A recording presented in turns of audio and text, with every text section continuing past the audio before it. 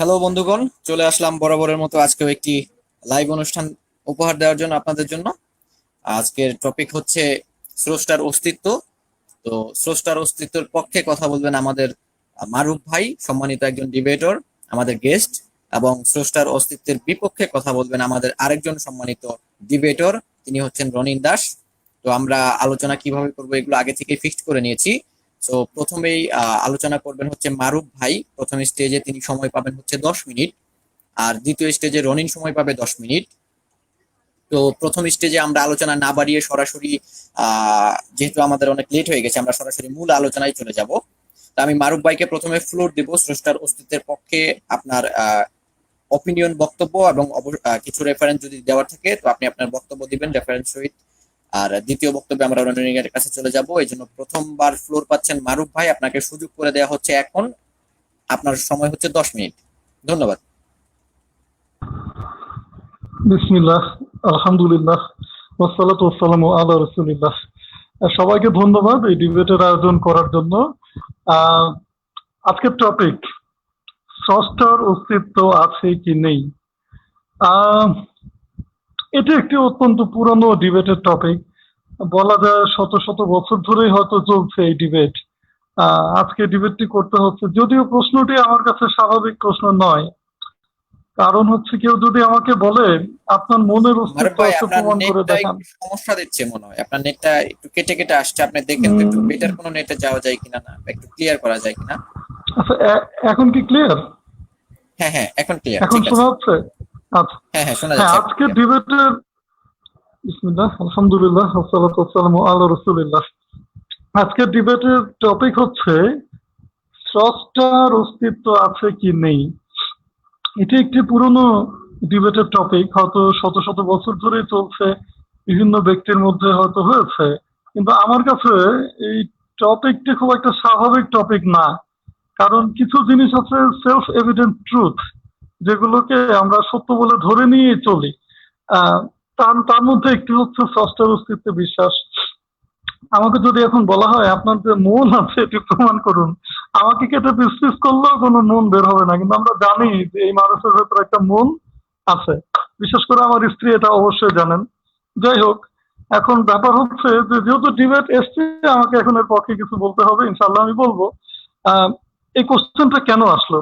কারণ আমরা একটা বিশ্বজগতের মধ্যে আছি, বা যারা মাল্টিভার্সে বিশ্বাস করেন, অনেকগুলো বিশ্বজগতের মধ্যে এটি একটি। কিন্তু বিশ্বজগৎ আছে বলেই কোশ্চেনটা উঠলো যে এটা কোত্থেকে এসছে, এটি কি কোনো স্রষ্টা সৃষ্টি করেছেন কিনা। স্রষ্টা বলতে এটাই আমরা বুঝি যে বিশ্বজগৎটাকে ক্রিয়েট করেছেন কেউ কিনা, নাকি এটার অন্য কোনো এক্সপ্লেনেশন আছে। কোশ্চেনটা হচ্ছে সেখানে। তো আমি স্বাভাবিকভাবে চারটা পসিবল অপশন দেখতে পাচ্ছি, তর্কের খাতিরে অবশ্য। চারটা অপশন, এই চারটা অপশন সম্পর্কে সংক্ষেপে আমি বলবো, আশা করি সবাইকে বোঝাতে পারবো ইনশাল্লাহ। 1 নম্বর অপশন, এই বিশ্বজগৎ উম, হচ্ছে আপনার নাথিং থেকে এসছে, অস্তিত্বহীনতা থেকে অস্তিত্বে চলে এসছে। ইট কেম ফ্রম নাথিং। আসলে আমার এই ডিবেটে অনেক ইংরেজি শব্দ ব্যবহার হবে, কারণ আমি ঠিক বাংলায় এই ধরনের ডিবেট করে অভ্যস্ত না, তবে চেষ্টা করবো যতটা ক্লিয়ার রাখা যায় কথা। এই ইউনিভার্স বা বিশ্বজগৎ এসছে নাথিং থেকে, এটা হচ্ছে প্রথম অপশন। এখন নাথিং থেকে কি সামথিং আসতে পারে? 0 + 0 + 0 ইকুয়াল টু কত হয়? 0।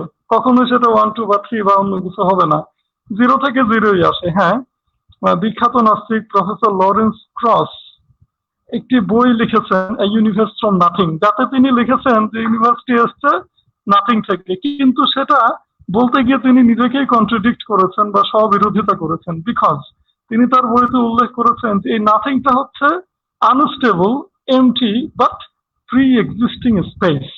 অর্থাৎ একটা ফিল্ড আছে, একটা স্পেস আছে, যেটাকে তিনি বলেছেন নাথিং, আবার উনি বলেছেন যে একটা স্পেস আছে। রিসেন্টলি আবিষ্কার হয়েছে তথাকথিত গড পার্টিকল, হিগস বসন, যেটার উপর দিয়ে কোনো কিছু গেলে ম্যাস বা ভর প্রাপ্ত হয়, কিন্তু সেটিও সামথিং, সেটি নাথিং নয়। তো প্রফেসর লরেন্স ক্রস এখানে নিজের নাস্তিকতাবাদকে সমর্থন করতে গিয়ে স্ববিরোধিতা করে ফেলেছেন। বইয়ের টাইটেল দিয়েছেন universe from nothing, but explain করতে গিয়ে উনি সামথিং বলে ফেলেছেন, যে একটা প্রি এক্সিস্টিং স্পেস ছিল।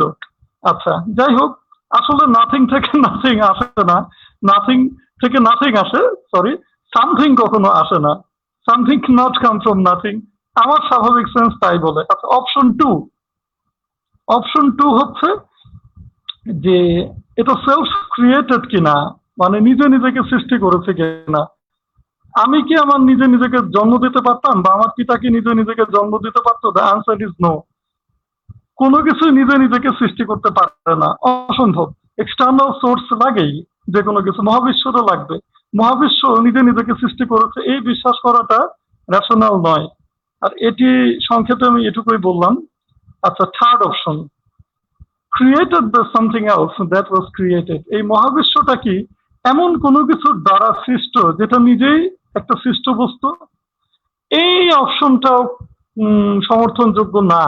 কারণ যদি আমরা বলি মহাবিশ্বকে এমন কোনো কিছু সৃষ্টি করেছে যেটা নিজেই সৃষ্ট, তাহলে কোশ্চেন আসবে তাকে কে সৃষ্টি করেছে, তার আগে কে ছিল, তার আগে কে ছিল, তার আগে কে ছিল, তার আগে কে ছিল, তার আগে কে ছিল।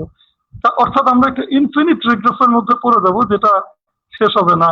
আর আমরা জানি এখন আমার হাতে যদি একটি ভ্যাকসিনকোর ওষুধ এসে পৌঁছায়, ভ্যাকসিনকোর ফ্যাক্টরি তো এটা শুরু হয়েছিল, আমরা কখনোই এটা বলতে পারবো না যে এর আগে অমুকের হাতে ছিল, তার আগে অমুকের হাতে, এভাবে অনাদি অনন্ত ভাবে ব্যাকওয়ার্ড ব্যাকওয়ার্ড ব্যাকওয়ার্ড এটা চলছিল, এটি শেষ নেই। তাহলে এই ভ্যাকসিনকোর ওষুধ কখনোই আমার হাতে এসে পৌঁছবে না। অবশ্যই এটার একটা শুরু ছিল।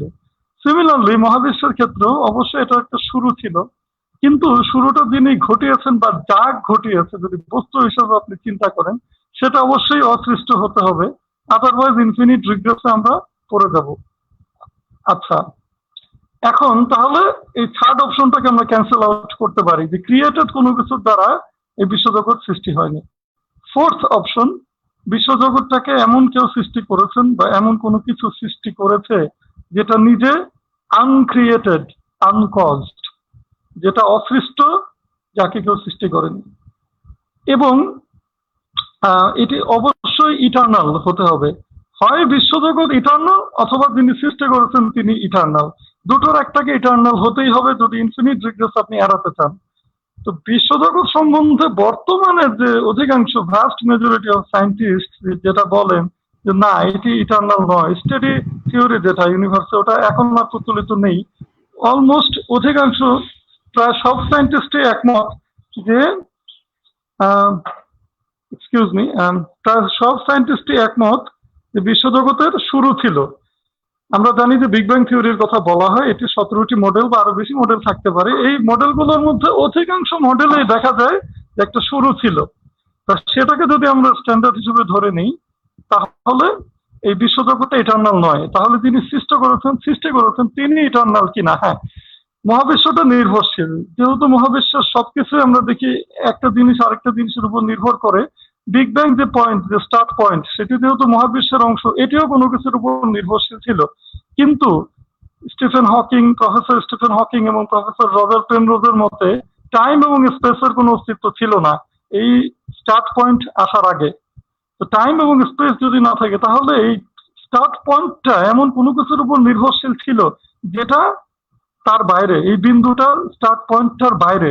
আর বাইরে যদি হয়, টাইম অ্যান্ড স্পেসের বাইরে যদি হয়, অবশ্যই সেটি এই বিন্দু কিংবা বিন্দুর যে বড় আকৃতি মহাবিশ্ব থেকে ভিন্ন ধরনের কিছু, কারণ সেটি মহাবিশ্বের বাইরে, টাইম অ্যান্ড স্পেসের বাইরে।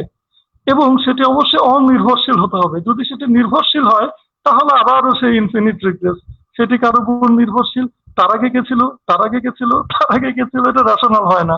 তাহলে আমাদের এটা স্বাভাবিক কনক্লুশন এটাই যে বিশ্বজগৎ সৃষ্টি করা হয়েছে, যিনি সৃষ্টি করেছেন বা যার দ্বারা এটি সৃষ্ট, সেটি ইটার্নাল, অনাদি অনন্ত, অনির্ভরশীল এবং ইনফিনিট। কারণ বিশ্বজগৎটা হচ্ছে ফাইনাইট, এখানে লিমিটেড ফিজিক্যাল ফ্যাকাল্টি আছে, এটি হচ্ছে ফাইনাইট, এবং এটা মানে এক্সিস্ট না করলেও পারতো, এটা কোনো নেসেসারি এক্সিস্টেন্স না। এবং এটির যে আমরা যে কাঠামো বা ডিজাইন দেখি, তাতে আমরা loss of physics, loss of thermodynamics, নিউটনের বিভিন্ন লয়ের আমরা, কিংবা ধরেন আইনস্টাইনের law of relativity of time, বিভিন্ন বিভিন্ন নিয়ম কানুন, ল আমরা দেখতে পাচ্ছি। যেখানে অ্যারেঞ্জমেন্ট থাকে, সেখানে অবশ্যই এটার পেছনে এক্সটার্নাল সোর্স থাকে। আর এই এক্সটার্নাল সোর্সটা হতে হবে অনির্ভরশীল, কারণ সেটি যদি নির্ভরশীল হয়ে যায়, ইনফিনিট রিগ্রেসের জালে আমরা আবারও পড়ে যাব। তো মোটামুটি আমার আর্গুমেন্ট মারুফ ভাই, এটা। আপনার সময় আছে তবে হ্যাঁ, মাত্র 1 মিনিট। মারুফ ভাই, আপনার সময় আছে মাত্র জি, 1 মিনিট। এখন আমার আমার সম্মানিত প্রতিপক্ষ হয়তো বলবেন যে আহ, মহাবিশ্ব ফাইনাইট, এটার প্রমাণ কি? অনেকগুলো মহাবিশ্ব থাকতে পারে, অনেক অপশন থাকতে পারে। অকামস রেজারের যে থিওরি, সেটি অনুযায়ী সবচেয়ে সিম্পলিস্টিক এক্সপ্লেনেশন হলো যে মহাবিশ্ব একটাই। মাল্টিভার্সের পক্ষে কিছু থিওরি থাকলেও কোনোটাই এখনো প্রমাণিত না। সুতরাং আমরা সিম্পলটাকে যদি ধরে নিই, তাহলে আমার এই আর্গুমেন্টটাকে রেশনাল মনে হচ্ছে। আর যদি মাল্টিভার্স থাকেও, সেটাও হবে ফাইনাইট, কারণ এই ফ্যাকাল্টি গুলো কিন্তু চেঞ্জ হচ্ছে না। আর অন্য কোনো কিছু যদি থাকে, সেটা এখনো সাউন্ড হয়নি, বেরোয়নি। যেটা আমরা দেখতে পাচ্ছি সেটাকে ধরে নিয়ে যদি আমরা এগোই, তাহলে মানতেই হবে যে স্রষ্টার অস্তিত্ব আছে। সংক্ষেপে আমার বক্তব্য এরকমই। আশা করি আমার প্রতিপক্ষ তার বক্তব্য উপস্থাপন করবেন, ইনশাল্লাহ আমি সেটার জবাব দেব। ধন্যবাদ মারুফ ভাইকে আপনার 10 মিনিট বক্তব্যের জন্য। প্রথমে খুব ভালোভাবে বক্তব্য দিয়েছেন এবং বেশ কিছু পয়েন্ট তুলে ধরেছেন। আমরা অপেক্ষা করব আমাদের প্রতিপক্ষ সম্মানিত ডিবেটর রনিন দাস, তিনি যেন তার বক্তব্যটি এই মুহূর্তে পাচ্ছেন এবং তিনি যেন তার কথার পুঙ্খানুপুঙ্খভাবে জবাব দিতে পারেন। তো আমরা তার মুখ থেকেই শুনবো, রনিন দাসের মুখ থেকে। রনিন দাস, আপনি আপনার প্রথমবার ফ্লোর পাচ্ছেন, 10 মিনিট আপনার সময় শুরু হচ্ছে এখন। ধন্যবাদ। আচ্ছা, আমার কথা কি শোনা যায় মডারেটর সাহেব? জি, আপনার কথা শোনা যাচ্ছে। Thank you. আচ্ছা, মারুফ ভাইকে ধন্যবাদ তার বক্তব্য দেওয়ার জন্য। এইগুলো অনেক ইজি, অনেক আগের কিছু আর্গুমেন্ট উনি নিয়ে আসছেন, যদিও কোনো আর্গুমেন্ট না, উনি কোনো প্রেমিসই দেন নাই তার আর্গুমেন্টের। সো আমি জানি না এটা আর্গুমেন্ট না কি বলবো। এত ইনফর্মাল ওয়েতে আর্গুমেন্ট দিলে তো হবে না, কিছু প্রেমিস আকারে আর্গুমেন্ট দিতে হবে। তো প্রথম যে তিনি পয়েন্ট বলছেন, ভিউয়ার্সদের ধন্যবাদ লাইভ দেখার জন্য। প্রথম যে পয়েন্ট উনি দিয়েছেন মারুফ ভাই, সেটা হলো স্রষ্টা সেলফ এভিডেন্ট। স্রষ্টা সেলফ এভিডেন্ট এরকম কোনো প্রমাণ পাওয়া যায় না, সায়েন্সেও নাই, ফিলোসফিতেও নাই। ফিলোসফিতে কিছু আর্গুমেন্ট আছে, সেই আর্গুমেন্ট গুলো দেন নাই মারুফ ভাই। সো এগুলো নিয়ে আলোচনা করার মানে নাই, বুঝলাম না। প্রেমিস উনি দেন নাই, যেহেতু স্রষ্টা সেলফ এভিডেন্ট, এটা বলতে হলে আগে প্রমাণ দিতে হবে স্রষ্টার এভিডেন্স আছে। দেন হলো তিনি বলছেন বিশ্বজগতের কোন ধরনের বিশ্বজগতের এক্সপ্লেনেশনে গিয়ে তিনি বলছেন আছে কিনা না, অবশ্যই এক্সপ্লেনেশন আছে বিশ্বজগতের। এই জন্য তিনি 4টা পয়েন্ট ট্রেস করছেন। সেই পয়েন্ট গুলো হলো, প্রথমটা হলো নাথিং থেকে আসছে কিনা না, এটা আমি মারুফ ভাইয়ের সাথে একমত, নাথিং থেকে আসতে পারে না, আমিও সেটা বিলিভ করি, নাথিং থেকে আসতে পারে না। সেকেন্ড পয়েন্ট তিনি বলছেন সেলফ ক্রিয়েটেড কিনা না, অবশ্যই না, সেলফ ক্রিয়েটেড হতে পারে না, ন্যাচারালি অবশ্যই ক্রিয়েটেড হতে হবে। থার্ড পয়েন্ট তিনি বলছেন সৃষ্ট কোনো কিছু দিয়ে কি সৃষ্ট না, সৃষ্ট কোনো কিছু দিয়ে সৃষ্ট না। ফোর্থ পয়েন্টের সাথে আমি মারুফ ভাইয়ের সাথে একমত, আনক্রিয়েটেড কোনো কিছু দ্বারা সৃষ্ট কিনা না। ইয়েস, মারুফ ভাইয়ের সাথে আমি কমপ্লিটলি একমত। এখন দেখতে হবে এটার পক্ষে কি কি এভিডেন্স আছে, কি সেই আনক্রিয়েটেড জিনিস ছিল যেটার মাধ্যমে আমাদের বিগ ব্যাং এর মাধ্যমে আমাদের ইউনিভার্সটা আসলো। সেটা হলো, আমরা যদি কিছু মডেল দেখি, সায়েন্সের জগতে যদি কিছু মডেল দেখি, তাহলে আমরা দেখতে পারবো কিছু এভিডেন্স। এবং প্রথম এভিডেন্স, আচ্ছা এভিডেন্স দেওয়ার আগে আমি একটা শন ক্যারল, একজন ফিজিসিস্ট, একজন থিওরিটিক্যাল ফিজিসিস্ট, তার একটা বক্তব্য, তার একটা কোট শুনি আমরা। কোট, তিনি বলতেছেন যে theism is not taken seriously in professional cosmological circle. তিনি বলছেন যে থিজম, আজকে যে পজিশন ডিফেন্ড করতেছেন মারুফ ভাই এই জায়গায়, থিজম ঈশ্বরের অস্তিত্ব, সেই পজিশনকে কসমোলজিতে, সায়েন্সের জগতে গুরুত্বই দেওয়া হয় না, একদম কমপ্লিটলি হলো সিরিয়াসলি নেওয়াই হয় না। সুতরাং সিরিয়াসলি নেওয়া হয় কোনটাকে, যেই জায়গায় সায়েন্স দিয়ে কোনো কিছু প্রমাণ করা যায়, সায়েন্টিফিক মডেল তৈরি করা যায়, সেই জিনিসগুলোকে সিরিয়াসলি নেওয়া হয়। তো সায়েন্টিফিক মডেলগুলো যদি আমরা দেখি, তাহলে ফার্স্ট মডেল সেটা হলো কোয়ান্টাম ইটারনিটি থিওরেম, QET। সেটা হলো এই মডেলটা অনুসারে ইউনিভার্স লাস্ট ফরএভার, ইউনিভার্স সব সময় ছিল। সেটা হলো মাল্টিভার্স হতে পারে, ন্যাচারাল কোনো জিনিস হতে পারে, যে কোনো ধরনের জিনিস হতে, আমাদের বিগ ব্যাং নাথিং থেকে আসে না এটা বলছে তারা, কিন্তু আমাদের ইউনিভার্স যে ম্যাটার থেকে আসছে, আর ওই ম্যাটারটা যে সবসময় ছিল, এটা কোয়ান্টাম ইটারনিটি থিওরেম দ্বারা প্রমাণিত, মডেল দ্বারা প্রমাণিত। এখন সাইন্টিফিক মডেল যদি উনি না মানেন, তাহলে তো অন্য বিষয়ে যেতে হবে আর কি। সেকেন্ড মডেল যেটা দিব আমি, সেটা হলো অ্যান্থনি এগুইয়ার এবং স্টিফেন গ্রেটন মডেল। এটা কোন, আচ্ছা QET, এই যে কোয়ান্টাম ইটারনিটি মডেল, এটার সাথে যদি দ্বিমত পোষণ করেন আমাদের মারুফ ভাই, যিনি থিজম ডিফেন্ড করতেছেন, যেটার কোনো সিরিয়াসলি ন্যায় হয় না সাইন্টিফিক কমিউনিটিতে, এই মডেলে কি কি সমস্যা আছে সেটা তার তুলে ধরতে হবে। যদি তার এই মডেলকে তিনি বলেন না, এই মডেল দ্বারা প্রমাণিত হয় না কোনো কিছু, তাহলে এই সমস্যা কি সেটা তুলে ধরতে হবে, নাহলে এইটা বলতে পারবেন না তিনি। সেকেন্ড মডেল যেটা দিব, সেটা হলো অ্যান্থনি এগুইয়ার এবং স্টিফেন গ্রেটনের মডেল। সেটা এটা হলো এই মডেল অনুসারে ইউনিভার্স হলো ইটার্নাল। সুতরাং এই মডেল অনুসারে এই মডেলে কি কি সমস্যা সেটা তার তুলে ধরতে হবে। সমস্যা যদি তুলে ধরতে না পারেন তিনি, তাহলে তিনি বলতে পারেন না এই মডেল মানবেন না, বা এই মডেল মানা যাবে না। থার্ড মডেল যেটা আমি দিব, সেটা হলো মাল্টিভার্সের কথা একটু উল্লেখ করছেন যদিও আমাদের মারুফ ভাই, কিন্তু মাল্টিভার্স সম্পর্কে তিনি কতটুকু জানেন আমি শিওর না। মাল্টিভার্স সম্পর্কে সেটা হলো যে প্রথম যেটা রিসার্চ পেপার আমি দিচ্ছি সেটার নাম হলো the multiverse interpretation of quantum mechanics. আমরা কোয়ান্টাম মেকানিক্স তো আছে, সেটা মাটুব ভাই অবশ্যই জানেন, এবং কোয়ান্টাম মেকানিক্স থেকে আমরা যে প্রেডিকশন গুলো মেক করি সেটার জন্য মাল্টিভার্স অত্যন্ত নেসেসারি একটা জিনিস। মাল্টিভার্সকে মানতেই হবে, আর মাল্টিভার্স কিন্তু বাই ডেফিনেশন ইটার্নাল। মারুফ ভাই কিন্তু তার লাস্ট পয়েন্টে বলছে এমন কিছু থাকতে হবে যেটা হলো ইটার্নাল। তিনি বলতেছেন গডকে ইটার্নাল, কিন্তু গডের পক্ষে কোনো প্রমাণ নাই। আমি বলতেছি নেচার হলো ইটার্নাল, কিন্তু নেচারের পক্ষে আমার কাছে এভিডেন্স আমি শো করতেছি, সেটা হলো সাইন্টিফিক মডেল। এই যে multiverse interpretation of quantum mechanics, এই রিসার্চ পেপার লিখছেন হলো রাফায়েল বোসো এবং লিওনার্ড সাস্কিন্ড। এই দুজন মিলে এটা লিখছেন। তাদের মতটা শুনে তারা বলতেছে যে multiverse is necessary to give exact operational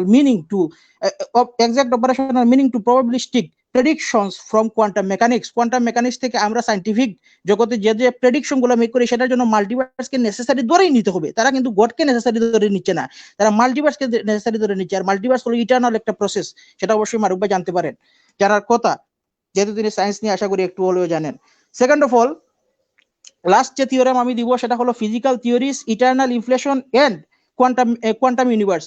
এই থিওরি লিখছে ইয়াসুরি নামুরা। তার মডেল অনুসারে যে মাল্টিভার্সের পক্ষে আগে যে মাল্টিভার্স থিওরি গুলো দেওয়া হতো, সেই মাল্টিভার্স থিওরি গুলোতে অনেক প্রবলেম হতো। কেউ বলতো বলসম্যান ব্রেন প্রবলেম আছে, কেউ বলতো ইয়াং গোলস প্যারাডক্স প্রবলেম আছে। আচ্ছা এই মডেল রনিন এই ভাই মডেলটা আপনাকে রনিন দাস আপনাকে একটু থামাচ্ছি। সেটা হচ্ছে যে আপনি যেগুলো বলছেন তাতে তো আমাদের মনে হয় আমরা তো গেস্ট যে শামস মারুফ ভাই উনি তো নাই, উনি তো যেগুলো শুনছেন না, তাহলে যদি না শুনেন তাহলে তো এটার রিভিটাল করতে পারবেন না।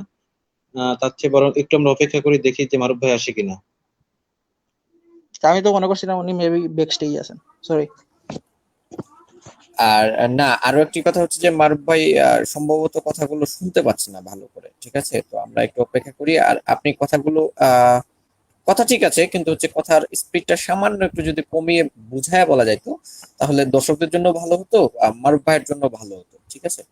তো আমরা অবশ্যই 2-1 মিনিট অপেক্ষা করবো, দেখি মারুফ ভাই চলে আসেন কিনা। হয়তো বা উনি ক্রমে হয়তো ব্যাক স্টেজে চলে গেছেন, আমরা আশা করতেছি তিনি আবার চলে আসবেন। আমার কথা হ্যাঁ, কি বুঝা গেছে যিশু ভাই? আমার কথা কি বুঝা গেছে না বুঝা নাই? কথা বোঝা গেছে, কিন্তু কথার স্পিডটা একটু বেশি ছিল। হ্যাঁ, মাঝে মাঝে দুই একটা কথা আমি যেহেতু আগে থেকেই শুনি, আমি হয়তো বা বুঝতে পারছি। তো যারা হয়তো বা শুনে নাই কথাগুলো, তারা হয়তো বা ব্যাপারটা নাও বুঝতে পারে। একটু মানে স্পিডটা সামান্য একটু কমালেই হবে। এছাড়া কথা ক্লিয়ার শোনা আচ্ছা ঠিক গেছে আছে। মোটামুটি ভাবে। হ্যাঁ, কথা ক্লিয়ার শোনা গেছে, কথা নিয়ে কোনো সমস্যা নেই। আমার ভাই সম্ভবত ভুল করে ব্যাকে চাপ দিয়ে সম্ভবত ব্যাক স্টেজে চলে গেছেন। তাকে কন্ট্যাক্ট করে আমরা চেষ্টা করতেছি তাকে কন্ট্যাক্ট করে আবার আনার জন্য।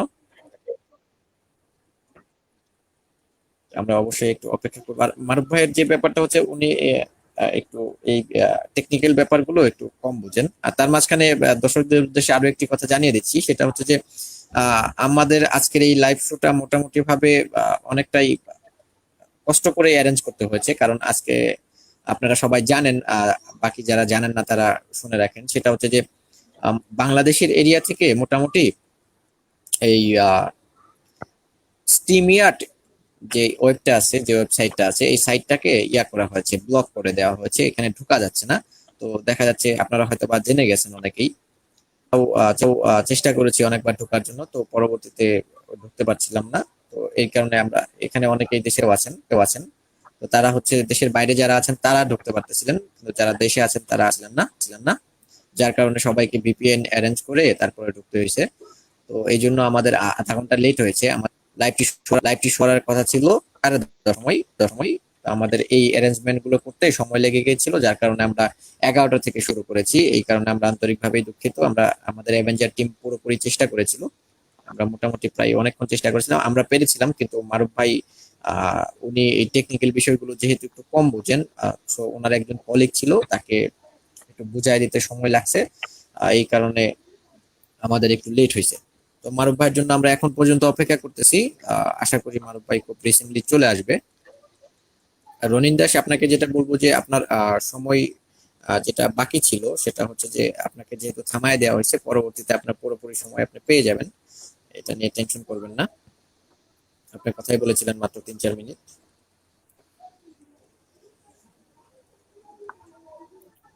আর আরেকটি বিষয় বলে রাখি, সেটা হচ্ছে যে রনিন দাস, আপনাকেও বলছি এবং আমাদের সম্মানিত ডিবেটর যদি মারুফ ভাই চলে আসেন তাহলে তাকেও বলবো, সেটা হচ্ছে যে যেহেতু মারুফ ভাই প্রেমিসিস দেন নাই, একটু so একটু আমরা আশা একটু করব। মডারেটর সাহেব একটু যিশু, সেটা হচ্ছে যে মারুফ ভাইয়ের যে কোনো একটা কারণে হোক উনি সম্ভবত অ্যাক্সেস করতে পারছে না। আপনারা একটু কথা বলুন, আমি একটু তার সাথে কথা বলে এটা আমি মেক শিওর করি যে সে কিভাবে আসতে পারবে। হ্যাঁ যিশু ভাই, আপনারা হ্যাঁ একটু আমি কথা আমি বলতে থাকুন, আমি 5 মিনিটে ওনাকে নিয়ে আসার ব্যবস্থা করছি। ওকে, আমরা চালিয়ে যাচ্ছি, সমস্যা নেই। হ্যাঁ রনিন্দাস, আমি যেটা বলছিলাম সেটা হচ্ছে যে যেহেতু আজকের লাইভটি মানে আজকের লাইভের যে টপিক, এটা কিন্তু মোটামুটি বহুল আলোচিত একটি টপিক, এবং এই টপিক নিয়ে মোটামুটি অনেক জনের সাথে অনেক ধরনের আলোচনা হয়েছে। তো দর্শকরাও যেটা এক্সপেক্ট করতেছে, আমিও যেটা এক্সপেক্ট করতেছি, সেটা হচ্ছে যে আমরা যাচ্ছি ভিন্ন একটি অ্যাঙ্গেল থেকে একটি আলোচনা উপহার পাওয়ার জন্য, ঠিক আছে, আপনাদের কাছ থেকে। তো আমরা অবশ্যই চেষ্টা করব, আপনার প্রতি অনুরোধ থাকবে, এবং আমাদের আমার ভাইয়ের প্রতিও রিকোয়েস্ট থাকবে, সে আসলে তাকেও জানিয়ে দিব যে আপনাদের মাধ্যমে আহ, যে বিষয়গুলো সচরাচর অন্য যেভাবে অন্য কেউ উপস্থাপন করে নাই, যে বিষয়গুলো স্রষ্টার অস্তিত্ব এবং অনস্তিত্ব, তো সেই বিষয়গুলো আমরা চেষ্টা করব আপনারা একটু ভিন্ন ভাবে উপস্থাপন করবেন, এবং অবশ্যই সহজ সরল ভাবে এবং যুক্তি প্রমাণের উপর ভিত্তি করে, যেন দর্শকরাও সহজ সরল ভাবে বুঝতে পারে। এবং পরবর্তীতে দর্শক যারা আছেন, আপনাদের জন্য বলে রাখি, আপনাদের জন্য যদি কোনো স্পেশাল প্রশ্ন থেকে থাকে, তাহলে অবশ্যই লাইভের শেষে অর্থাৎ কনক্লুশনের শেষে আপনাদের মাঝখান থেকে কিছু কোশ্চেন নেওয়া হবে। যদি ভ্যালুয়েবল কোনো কোশ্চেন থাকে, তাহলে অবশ্যই আপনাদের কাছ থেকে কোশ্চেন নেওয়া হবে, এবং সেই কোশ্চেনের অ্যান্সার আমাদের দুইজন সম্মানিত ডিবেটর আছেন, রনিত দাস এবং মারুফ ভাই, অবশ্যই তারা দুইজন আপনাদের কোশ্চেনের অ্যান্সার দেওয়ার চেষ্টা করবে, যথাযথ চেষ্টা করবে, ঠিক আছে। তো অবশ্যই আপনারা যারা লাইভটি শুনছেন, অবশ্যই আপনাদের কোনো কোশ্চেন থাকলে সেই কোশ্চেনগুলো নিচে লিখবেন, এবং সেই কোশ্চেনগুলো স্ক্রিনে শো করানো হবে, যে কোশ্চেনগুলো ভ্যালুয়েবল। আচ্ছা, আমি কি আবার মারুফ ভাই আসলে কি আমি কি আবার প্রথম থেকে শুরু করবো না? আমি তো কোন জায়গায় ছিলাম আমি প্রথম নিজেও থেকে জানি না। বলতে মারুফ ভাই আপনার প্রথম কথাটুকু শুনেছিল, তারপরের কথাগুলো শুনেনি। তো যেহেতু মারুফ ভাই শুনেনি, তো মারুফ ভাই যদি চায়, অবশ্যই আপনি আবার প্রথম থেকে শুরু করতে পারেন। আর আমি যতদূর দেখলাম যে মারুফ ভাই প্রথম কথাটুকু শুনেছিল, অর্থাৎ প্রথম 2 মিনিট যে আপনি আলোচনা করেছেন, যে বক্তব্যটা দিয়েছেন, সেটা মারুফ ভাই শুনেছিল। আর তারপরে তিনি হঠাৎ করেই চলে গিয়েছেন, হয়তোবা কোনো একটা টেকনিক্যাল প্রবলেমের কারণে তিনি চলে গিয়েছেন। তো আমরা আবার তাকে চেষ্টা করছি ফিরিয়ে আনার জন্য, যথাসময়ে তাকে ফিরিয়ে আনা হবে। এবং সেই ফিরিয়ে আনার পরে সে যদি আপনার কোন কথাটুকু শুনেছিল, সে লাস্ট কোন কথাটুকু পর্যন্ত শুনেছিল, সেখান থেকে আপনাকে আবার স্টার্ট করতে বলবো। আর তিনি যদি বলেন যে না, ব্যাপারটা আবার পুরোপুরি প্রথম থেকে শুরু করা হোক, তাহলে আপনাকে বলবো আবার প্রথম থেকে শুরু করার জন্য। আর বলে রাখা ভালো যে এই স্রষ্টার অস্তিত্ব এবং অনস্তিত্ব বিষয়টি খুবই ক্রিটিক্যাল, কারণ এই বিষয় নিয়ে আলোচনা করতে গেলে অবশ্যই হিউজ পরিমাণ লেখাপড়া করতে হয়, এবং অনেক রিসার্চ পেপার এবং অনেক বিষয় সম্পর্কেই জ্ঞান থাকা লাগে।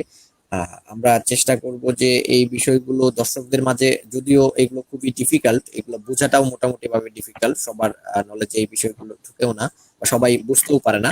তো এই জন্য ডিবেটরদের কাছে আমাদের থাকবে, রিকোয়েস্ট থাকবে, যেহেতু এই বিষয়গুলো নিয়ে ম্যাক্সিমাম সময় ভ্যালিড আলোচনা যেগুলো হয়, সেগুলো বাংলা ভাষাভাষীরা সচরাচর করে থাকে না। তো আমরা চেষ্টা করব যে বাংলা ভাষায় খুব চমৎকার একটি লাইভ উপহার দেওয়ার জন্য, যেগুলো ইনফরমেটিভ হবে, ঠিক আছে, এবং জনগণ সহজে আচ্ছা, যেন আমি বুঝতে পারে। ইউসুফ ভাই, আমি কিন্তু একটা হ্যাঁ প্রশ্নের উত্তর দিব যারা লাইভে কমেন্ট করছেন। হ্যাঁ, চাইলে দিতে পারেন, যদি আপনার এই মুহূর্তে যদি সময় থাকে, আপনি চাইলে দিতে পারেন। আচ্ছা, এই জায়গায় তাসফি মাহমুদ সিয়াম নামে একজন, হয়তোবা তিনি মুসলিম হতে পারেন, তিনি বলছেন প্রকৃতির সুন্দর অবস্থানই স্রষ্টার অস্তিত্বের প্রমাণ। প্রথমে আপনাকে ডিফাইন করতে হবে স্রষ্টা জিনিসটা কি। এটা কি কনসাস কোনো কিছু, না নেচারকে আপনি স্রষ্টা হিসেবে মেনে নিচ্ছেন? আপনি যদি মনে করেন কনসাস বা চিন্তাশীল কেউ সৃষ্টি করছে প্রকৃতিকে, তাহলে আপনার কনসেপ্ট কমপ্লিটলি মিস্টেকেন, মানে এটা কমপ্লিটলি ভুল একটা কনসেপ্ট। কারণ হলো এই যে আমি মডেলগুলোর কথা উল্লেখ করছি, এই জায়গায় সব জায়গায় বলতেছে নেচার হলো আলটিমেট ছিল, মাল্টিভার্সের মাধ্যমে নেচারকে প্রমাণ করা যায়, কোয়ান্টাম ইটার্নিটি থিওরেম দ্বারা মানে নেচারকে প্রমাণ করা যায়। তাছাড়া আমি প্রথমে যে ক্লোড দিছিলাম, যে শন ক্যারল একজন ফিজিসিস্ট, তিনি নিজেই বলতেছেন যে থিজম, যে আপনাদের যে কনসেপ্ট গড কনসেপ্ট, যে গড একজন চিন্তাশীল একজন সত্তা, এই ধরনের কনসেপ্টের কোনো দামই নেই সাইন্টিস্টদের কাছে, তারা এগুলোকে গুরুত্বই দেয় না। কারণ স্রষ্টাকে, এই ধরনের স্রষ্টাকে মেনে নিলে কোনো প্রেডিকশন করা যায় না। যে প্রেডিকশন কাকে বলে, স্রষ্টা যদি থাকে তাহলে আমি এই জিনিসগুলো ইউনিভার্সে দেখতে পাবো, এটাকে বলা হয় প্রেডিকশন, এটাকে বলা হয় সাইন্টিফিক প্রেডিকশন। কিন্তু আমরা যদি মাল্টিভার্সকে মেনে নেই, তাহলে মাল্টিভার্সকে মেনে নিলে আমরা সঠিক প্রেডিকশন করতে পারি। যেমন ডেনসিটি অফ ডার্ক ম্যাটার, এটা হলো সাইন্টিফিক প্রেডিকশন। এই প্রেডিকশন জীবনেও আল্লাহ দ্বারা মেক করা যাবে না। আল্লাহকে ধরে নিলে এই প্রেডিকশন মেক করা যাবে না। আপনি বলেন তো আল্লাহকে ধরে নিলে আমি স্রষ্টা, ডেনসিটি অফ ডার্ক ম্যাটার বলেন আপনি কত হবে, আপনি বলতে পারবেন না। কিন্তু মাল্টিভার্সকে মেনে নিলে এই প্রেডিকশনটা করা যাবে কত হবে। সুতরাং মাল্টিভার্স হলো ইটারনাল, মাল্টিভার্স হলো আলটিমেট, স্রষ্টা না, আল্লাহ না। তারপরের প্রশ্ন হলো ফিজিক্স কখনোই বলে নাথিং থেকে, ফিজিক্স কখনোই বলে নেই নাথিং থেকে সামথিং পসিবল। হ্যাঁ, এটার সাথে আমি একমত অনুপমা বীর কলিনের সাথে। তারা বলতেছে নেচারই ছিল আলটিমেট। তারপর হলো আরেকজন প্রশ্ন করছে স্রষ্টা আছে সেটা আমাকে স্বপ্নের মাধ্যমে প্রমাণ দিয়েছে, সেটা নাস্তিকদের কিভাবে প্রমাণ করব। হ্যাঁ, আপনি এটা নিয়ে ডিবেট করতে পারেন যে কোনো সময়, আপনারা আর্গুমেন্ট তুলে ধরবেন। আপনি আপনার লরেন্স এমন বোকামি করেছে, আপনার লরেন্স কি করছে সেটা লরেন্সের পেপার আমাকে শো করতে হবে, তারপর বলতে পারবো লরেন্স কি করছে। আপনি পেপার নিয়ে আসেন, যান সাইন্টিফিক পেপার। কারণ হলো অনেকেই সাধারণত সাইন্টিফিক পেপার না বুঝে উল্টাপাল্টা কমেন্ট করে, সেটা সাধারণত অনেক ইন্টারন্যাশনাল ডিবেটে আমরা দেখছি। সাইন্টিফিক যারা পেপার লিখছে, সাইন্টিফিক পেপার গুলো লিখছে, তাদের কমেন্ট গুলো না বুঝে অনেকে এগুলো ডিবেটে তুলে ধরে, যেগুলো অত্যন্ত হাস্যকর হয়ে যায় অনেক সময়। তাসমিম মাহমুদ সিয়াম আরেকটা কমেন্ট করছে যে লরেন্স তাইলে ভুল করছে, স্বীকার করুন। এটা রিসার্চ পেপার না আনলে তো আমি বলতে পারবো না কোন জায়গায় ভুল করছে। রনিত দাস আপনার সাথে কথা বলতে চাই, কিভাবে সম্ভব? রনিত রে আপনি অন্যদিন আমাদের লাইভে এড হইয়েন, আপনার সাথে আলোচনা করা যাবে, সমস্যা না। তারপর অনুপমা আবির করলেন আবার প্রশ্ন করছে মারুফ ভাই খুব ইজিলি প্রুভ করবেন এই চারটা দিয়ে, এই চারটা দিয়ে কিছুই প্রুভ করতে পারেন না তিনি, তার কোনো আর্গুমেন্টই নেই, প্রেমিসই দেন নাই, কি প্রুভ করবেন? প্রুভ করতে হলে প্রেমিস লাগে। আচ্ছা, সেকেন্ড অফ অল আবার আর কি প্রশ্ন করছে, নাথিং থেকে সামথিং হতে পারে না, গড কি সামথিং নাকি নাথিং? গড সামথিং, গডকে তারা ইটার্নাল বলতেছে, আমি বুঝতে পারছি লজিক, আপনি একটু এই জায়গায় বুঝতে পারেন নাই। গড কি নাথিং থেকে হয়েছে, গড কি নাথিং থেকে হয়েছে এটা বলা যায় না, কারণ গড যেহেতু ইটার্নাল তারা ধরতেছে, তাহলে গডকে কে সৃষ্টি করলে এই প্রশ্নের কোনো গুরুত্ব নাই। আমাদেরকে বের করতে হবে কোনটা ইটার্নাল, মানে সবসময় কোন জিনিসটা ছিল। সেটার পক্ষে আমরা যে এভিডেন্স গুলো দেখি সবগুলো হলো ন্যাচারাল জিনিসগুলো ইটার্নাল ছিল, কোনো সুপার ন্যাচারাল জিনিস যেমন গড, একটা কনসাসনেস, একটা চিন্তাশীল সত্তা, টাইম স্পেসের বাইরে এই ধরনের কোনো কনসেপ্টের কোনো প্রমাণ পাওয়া যায়নি, তবে নেচার ছিল এটা প্রমাণ পাওয়া গেছে। তাসমিম মাহমুদ সিয়াম আবার আমারে গালাগালি করতেছেন, এরা কারা বুঝলাম না। আচ্ছা আচ্ছা, যিশু আমার কথা শোনা যায় না, নেটওয়ার্ক সমস্যা করতেছে। না না, কথা শোনা যাচ্ছে। আচ্ছা, কেউ গালাগালি করতেছে সেটা হচ্ছে যে করুক, এটা হচ্ছে যে যারা গালাগালি করতেছে তাদের লেভেলটা হচ্ছে ওই গালাগালি পর্যন্ত, ঠিক আছে? তো এখানে আমরা আলোচনা করছি রেফারেন্স ভিত্তিক, ঠিক আছে? তো পারলে আমাদের সাথে যদি আলোচনা করতে চান, যদি কখনো করেন বা করার ইচ্ছা থাকে, তাহলে অবশ্যই কিছু পড়াশোনা করে কিছু রেফারেন্স নিয়ে আসেন, অবশ্যই কিছু রিসার্চ পেপার নিয়ে আসেন, কিছু পড়াশোনা করে আসেন, তাহলে আমাদের সাথে আলোচনা করার ফ্লো পাবেন। আর বাইরে থেকে গালাগালি অনেকেই করতেই পারে, ওটা গালাগালি করলে ওটাই ওর নেচার, ওটাই ওর চরিত্র। হ্যাঁ, এটা আমরা বুঝে নিব এবং দর্শকরাও এটাই বুঝে নিবে। তো আশা করি যারা ভদ্র সভ্য মানুষ তারা কখনোই গালাগালি করবে না, তারা অবশ্যই ডকুমেন্ট এবং রেফারেন্সের উপর ডিপেন্ড করে কথা বলবেন। যেমন মারুফ ভাই কথা বলছেন, মারুফ ভাই কিন্তু অবশ্যই স্রষ্টার অস্তিত্বের পক্ষে কথা বলছেন এবং তিনি দাবিও করছেন স্রষ্টা বলতে একজন আছেন এবং তিনি একজন মুসলিম। তো আমরা কিন্তু তাকে দেখতে পাচ্ছি না, তিনি কিন্তু কোন ধরনের গালাগালি করছেন না। কাজেই স্রষ্টার অস্তিত্বের পক্ষে কথা বলতে হলেই যে বিপক্ষে যে থাকবে তাকে গালাগালি করতে হবে, এই ধরনের মেন্টালিটি যাদের আছে, তাহলে আমরা অনায়াসেই বুঝে নিতে পারি সেই লোকগুলোর অবশ্যই এডুকেশন লেভেল খুবই বাজে লেভেলের এবং তারা কখনোই কথা বলার মন মানসিকতা রাখে না, তারা অবশ্যই নিচু মন মাইন্ডের। আমরা তাদের দিকে খেয়াল করবো না, আমরা অবশ্যই খেয়াল করব শিক্ষামূলক কোনো কমেন্ট আসে কিনা বা কেউ কোনো যুক্তিসম্মত কোনো কমেন্ট করে কিনা, সেই কমেন্ট গুলার অ্যান্সার দেওয়ার চেষ্টা করবো। তো আমরা এখনো পর্যন্ত অপেক্ষা করতেছি মারুফ ভাইয়ের জন্য। মারুফ ভাই আসবে কিনা আদৌ জানি না, অথবা তার আচ্ছা, এই জায়গায় জোরালো অনুপম কিনা আব্দুল সেটা করিম বুঝতে নামে পারছি না। একজন, যিশু ভাই, হুম হুম। এই জায়গায় হ্যাঁ, অনুপম আবির কলির নামে একজন একটা ইন্টারেস্টিং কোয়েশ্চেন করেছে। তিনি বলছেন যে সব কোয়েশ্চেনের আনসার দিচ্ছি, কিন্তু তার একটা কোয়েশ্চেনের আনসার দিই না, সেটা হলো যে আমার শিক্ষাগত যোগ্যতা কি, আমার এডুকেশন লেভেল কি, সেটা তিনি জিজ্ঞেস করতেছেন। এটা, এই প্রশ্ন কেন উত্তর দিই নাই আমি, সেটাও তিনি জিজ্ঞেস করতেছেন। হোয়াই ব্রাদার, আপনি কেন আমার প্রশ্নের উত্তর দিলেন না? ব্রাদার, এই প্রশ্নের উত্তর আমি তখনই দিব যখন আপনি বলবেন আপনার প্রফেটের শিক্ষাগত যোগ্যতা কি। তারপর come to me and I will answer your question.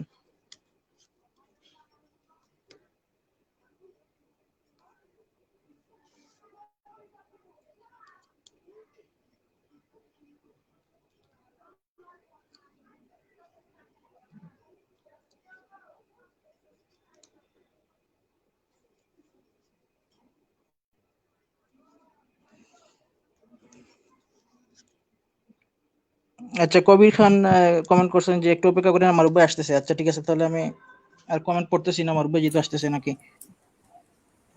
আরেকটি কথা বলে রাখি, মারুফ ভাইয়ের দেরি হওয়ার ব্যাপারটা আমি সবাইকে ক্লিয়ার করে দিচ্ছি। সেটা হচ্ছে যে যেহেতু ভিপিএন ছাড়া স্টিমিয়ার্ডে ঢোকা যাচ্ছে না, পসিবল হচ্ছে না, বিশেষ করে বাংলাদেশ এরিয়াতে। তো এই কারণে হচ্ছে যে আর মারুফ ভাই টেকনিক্যালি বিষয়গুলো সম্পর্কে খুব ভালো এক্সপার্ট না, তিনি এই বিষয়গুলো একটু কম বোঝেন, যার কারণে হঠাৎ করে ব্যাক স্টেজে চলে যাওয়ার কারণে হলেও তিনি সরাসরি লিঙ্কে ক্লিক করেই লাইভে ঢুকতে পারছেন না, যার কারণে হয়তো বা আমাদের একটু লেট হচ্ছে। আচ্ছা, আপনারা আমরা এই যে আমি আমাদের আরো দুইটা গেস্ট যুক্ত করে দিয়েছি, মৌ এবং রঞ্জু খান। আপনারা সবাই মিলে একটু আলোচনা করুন, আমি দেখছি যে যত তাড়াতাড়ি সম্ভব মারুফ ভাইকে আনার জন্য আপনি একটু আলোচনা করতে থাকুন। মলিদ ভাইকে এবং আমাদের এখানে আছেন মৌ আপু এবং হচ্ছে রঞ্জু ভাই। তো মৌ যদি কিছু বলতে চান বলতে পারেন। রঞ্জু ভাই আপনি চাইলে আপনি নিজে কিছু বলতে পারেন, আপনার কি কথা বলবেন? না না না, আমি জাস্ট জয়েন করছি আপনাদের এটা শোনার জন্য। মারুফ ভাই আসুক, যেহেতু মাঝপথে চলে গেছে এখন। এটা যদি আলোচনা সভা না বা এটা আলোচনা অনুষ্ঠান না, যে একটা বিতর্ক হচ্ছে, এখানে আর কথা বলে লাভ নাই।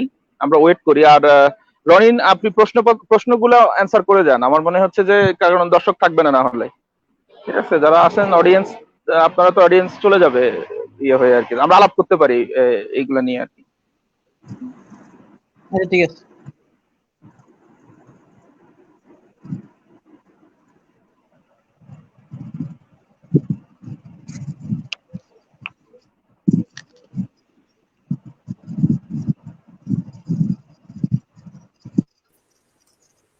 আচ্ছা, কেউ গালাগালি করলে সেই কোশ্চেনগুলো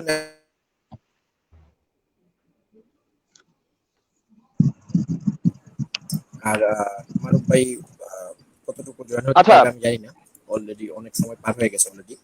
আচ্ছা, রনিন একটা কথা বলছিল যে মানে থিওলজিয়ান, যারা থিওলজি স্টাডি করে বা যারা থিওলজি দিয়ে গডকে প্রমাণের চেষ্টা করে, ঈশ্বরের অস্তিত্ব প্রমাণের চেষ্টা করে, তাদের লজিক কি আমরা কি সায়েন্সের সাথে মিলাতে পারি? বা আমরা আমাদের কাছে নলেজ ভেরিফাই করার আর কোনো উপায় আছে শুধুমাত্র সায়েন্স ছাড়া? আপনাদের কি মনে হয় যে আমরা অন্য কোনো ভাবে জানতে পারি? মনে করেন যে থিওলজিতে যেটা বলে সেটা হচ্ছে ওহির মাধ্যমে বা উপর থেকে কোনো মেসেজের মাধ্যমে, সেভাবে কি আমরা বলতে পারি যে এটা সায়েন্স বা সাইন্টিফিক কোনো জিনিস, বা এটা আমরা যাচাই বাছাই করতে পারি? হ্যাঁ, এটা অবশ্যই করা যায়। যেমন একটা জিনিস আমি যেটা পার্সোনালি মনে করি, যে একটা জিনিস অলওয়েজ ইমাজিনারি, মানে হলো আপনার মানসিক চিন্তা ভাবনার মধ্যে আছে। যত সময় পর্যন্ত না আপনি সেটা ডেমনস্ট্রেট করতে পারতেছেন, বা আপনার মাইন্ডের জিনিস যে ওয়ার্ল্ডে আছে বা ওই যে আসতেছে, এই জিনিসটা যদি আপনি কোনো ডেমনস্ট্রেটেবল কোন ধরনের টেকনিক দ্বারা যদি প্রমাণ না করতে পারেন, তাহলে সেটা মেনে নেওয়া রেশনাল কোনো মানুষের পক্ষে হয়তো অসম্ভব হবে না। যেমন আমি একটা উদাহরণ দিয়ে বলি।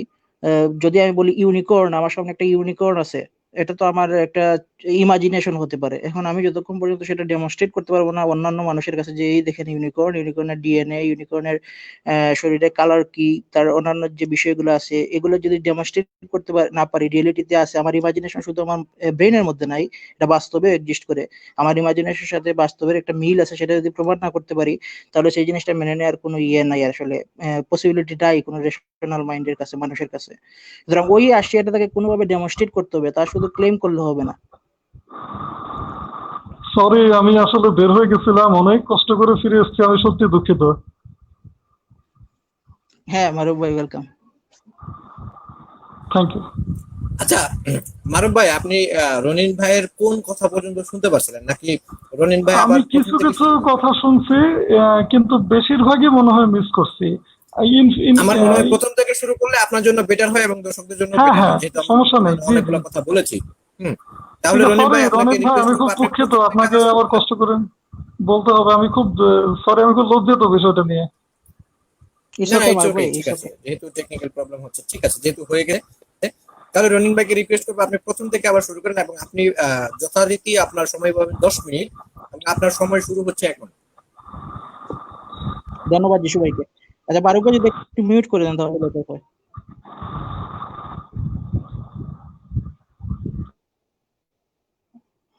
Thank you. আচ্ছা, তাহলে প্রথমে মারুফ ভাই যেটা বলছেন সেটা হলো যে সোর্সটা হলো সেলফ এভিডেন্ট। সোর্সটা সেলফ এভিডেন্ট। এভিডেন্ট মানে কি? এভিডেন্স মানে হলো একটা সিস্টেমের মাধ্যমে সেটাকে প্রমাণ করা, কিন্তু মারুফ ভাই কোনো সিস্টেমের কথা বলেন নাই, সেটাকে তিনি সেলফ এভিডেন্ট বলছেন, বাট সেলফ এভিডেন্ট কিভাবে হলো সেটা তো প্রমাণ করেন নাই। সেকেন্ড অফ অল, আমরা যদি শন ক্যারলের একটা কোড দেখি, তিনি একজন থিওরিটিক্যাল ফিজিসিস্ট। তার কোডটা হলো যে তিজম যে জিনিসটা, যে পজিশন আজকে মারুফ ভাই ডিফেন্ড করতেছেন এই জায়গায়, সেই জিনিসটাকে কসমোলজিক্যাল জায়গায়, কসমোলজিক্যাল সেকশনে কিভাবে সেটাকে প্রাধান্য দেওয়া হয়। তার কোড হলো theism is not taken seriously in professional cosmological circle. Professional cosmological সার্কেলে তিজম বা মারুফ ভাইয়ের পজিশনকে সিরিয়াসলি নেওয়া হয় না, এটার কোনো গুরুত্বই বহন করে না এই জিনিসটা। সুতরাং মারুফ ভাইয়ের যে আর্গুমেন্ট গুলো, এগুলো মানে ডিবাঙ্ক করা অনেক ইজি। সেকেন্ড অফ অল, তিনি বলছেন যে বিশ্বজগতের একটা এক্সপ্লেনেশন আছে, কিন্তু সেটা কি এক্সপ্লেনেশন অবশ্যই আছে, সেটা কি সেটাই আমরা দেখতেছি আজকের ডিবেটের কারণটাও এটা, আমরা কি এক্সপ্লেনেশনটা কি আছে সেটা আমরা দেখবো। চারটা অপশন তিনি এই জন্য প্রোভাইড করছেন এক্সপ্লেনেশন পাওয়ার জন্য। ফার্স্ট যে পয়েন্টটা তিনি রেজ করছেন, নাথিং থেকে আসছে কিনা না, লরেন্স ক্রাউসের মতামত তিনি উল্লেখ করছেন। লরেন্স ক্রাউসের পেপার না দিলে আমি বলতে পারবো না লরেন্স ক্রাউস কি মিন করছে এই জায়গায়, কারণ অনেক সময় উল্টাপাল্টা সায়েন্স না বুঝিয়ে অনেকে কমেন্ট করে, সো রিসার্চ পেপার আগে শো করতে হবে, রিসার্চ পেপার আমাকে বুঝিয়ে দিতে হবে, then I can tell you যে নাথিং বলতে তিনি কি বুঝিয়েছেন। তারপর নাথিং থেকে, তবে আমি মারুফ ভাইয়ের সাথে একমত যে নাথিং থেকে আসতে পারে না, ফিলোসফিক্যাল নাথিং থেকে আসতে পারে না, এটা আমি একমত ওনার সাথে। তারপর তিনি বলছেন সেলফ ক্রিয়েটেড কিনা না, সেলফ ক্রিয়েটেড হতে পারে না, এটাও আমি একমত মারুফ ভাইয়ের সাথে। তারপর তিনি বলছেন যে সৃষ্ট কোনো কিছু, মানে এমন কিছুর দ্বারা আসছে কিনা না যেটা আবার নিজেই সৃষ্ট, এটার সাথেও আমি মারুফ ভাইয়ের সাথে একমত, সৃষ্ট কোনো কিছু থেকে আসতে পারে না। তাহলে কোয়েশ্চন চলে আসবে যে ওই সৃষ্ট জিনিস কিভাবে সৃষ্টি হলো, যদিও এটা কোয়েশ্চন করার পর যদি কেউ সাইন্টিফিকলি ডেমনস্ট্রেট করতে না পারে, আর কেউ যদি বলে ফেলে সেটা আল্লাহ করছে, তাহলে সেটা হবে ক্লাসিক ফেলাসি, যেটাকে বলে আর্গুমেন্ট ফ্রম ইগনোরেন্স ফেলাসি অথবা god of the gifts fallacy. আচ্ছা, ফোর্থ অপশনের সাথে মারুফ ভাইয়ের সাথে আমি কমপ্লিটলি এগ্রি করি এবং একমত আমি মারুফ ভাইয়ের সাথে, যে আনক্রিয়েটেড কিছু দ্বারা সৃষ্ট কিনা না, সৃষ্টি কিনা না। প্রথমত মারুফ ভাই সৃষ্টি জিনিসটাকে ডিফাইন করেন না, এটা একটা প্রবলেম আমার জন্য। তার প্রশ্নের উত্তর দিতে হলে সৃষ্টি জিনিসটা কি, রূপান্তর বলতে পারেন তিনি, এটা ম্যাটার থেকে আরেকটা ম্যাটার তৈরি হওয়া, এটা রূপান্তর, কিন্তু এটাকে সৃষ্টি বলা হয় না। তবে এই আমি আলোচনার সুবিধার্থে ফর সিম্পলিসিটি সেক আমি ধরে নিলাম যে সৃষ্টি বলতে আমরা বোঝাচ্ছি কোনো জিনিস বিগান করা, একটা জিনিসের বিগান বা স্টার্ট হওয়াকে সৃষ্টি আমরা বলতে পারি। আনক্রিয়েটেড কোনো কিছু দ্বারা, এটার সাথে আমি একমত। সেটা এখন আমরা দেখবো এটা কি আমি ডেমনস্ট্রেট করতে পারবো কিনা না। আল্লাহর পক্ষে তিনি কোনো আর্গুমেন্ট দেন নাই, বা গডের পক্ষে কোনো ধরনের আর্গুমেন্ট দেন নাই, সুতরাং তার পজিশনকে তিনি এস্টাবলিশ করতে এই জায়গায় সক্ষম হন নাই।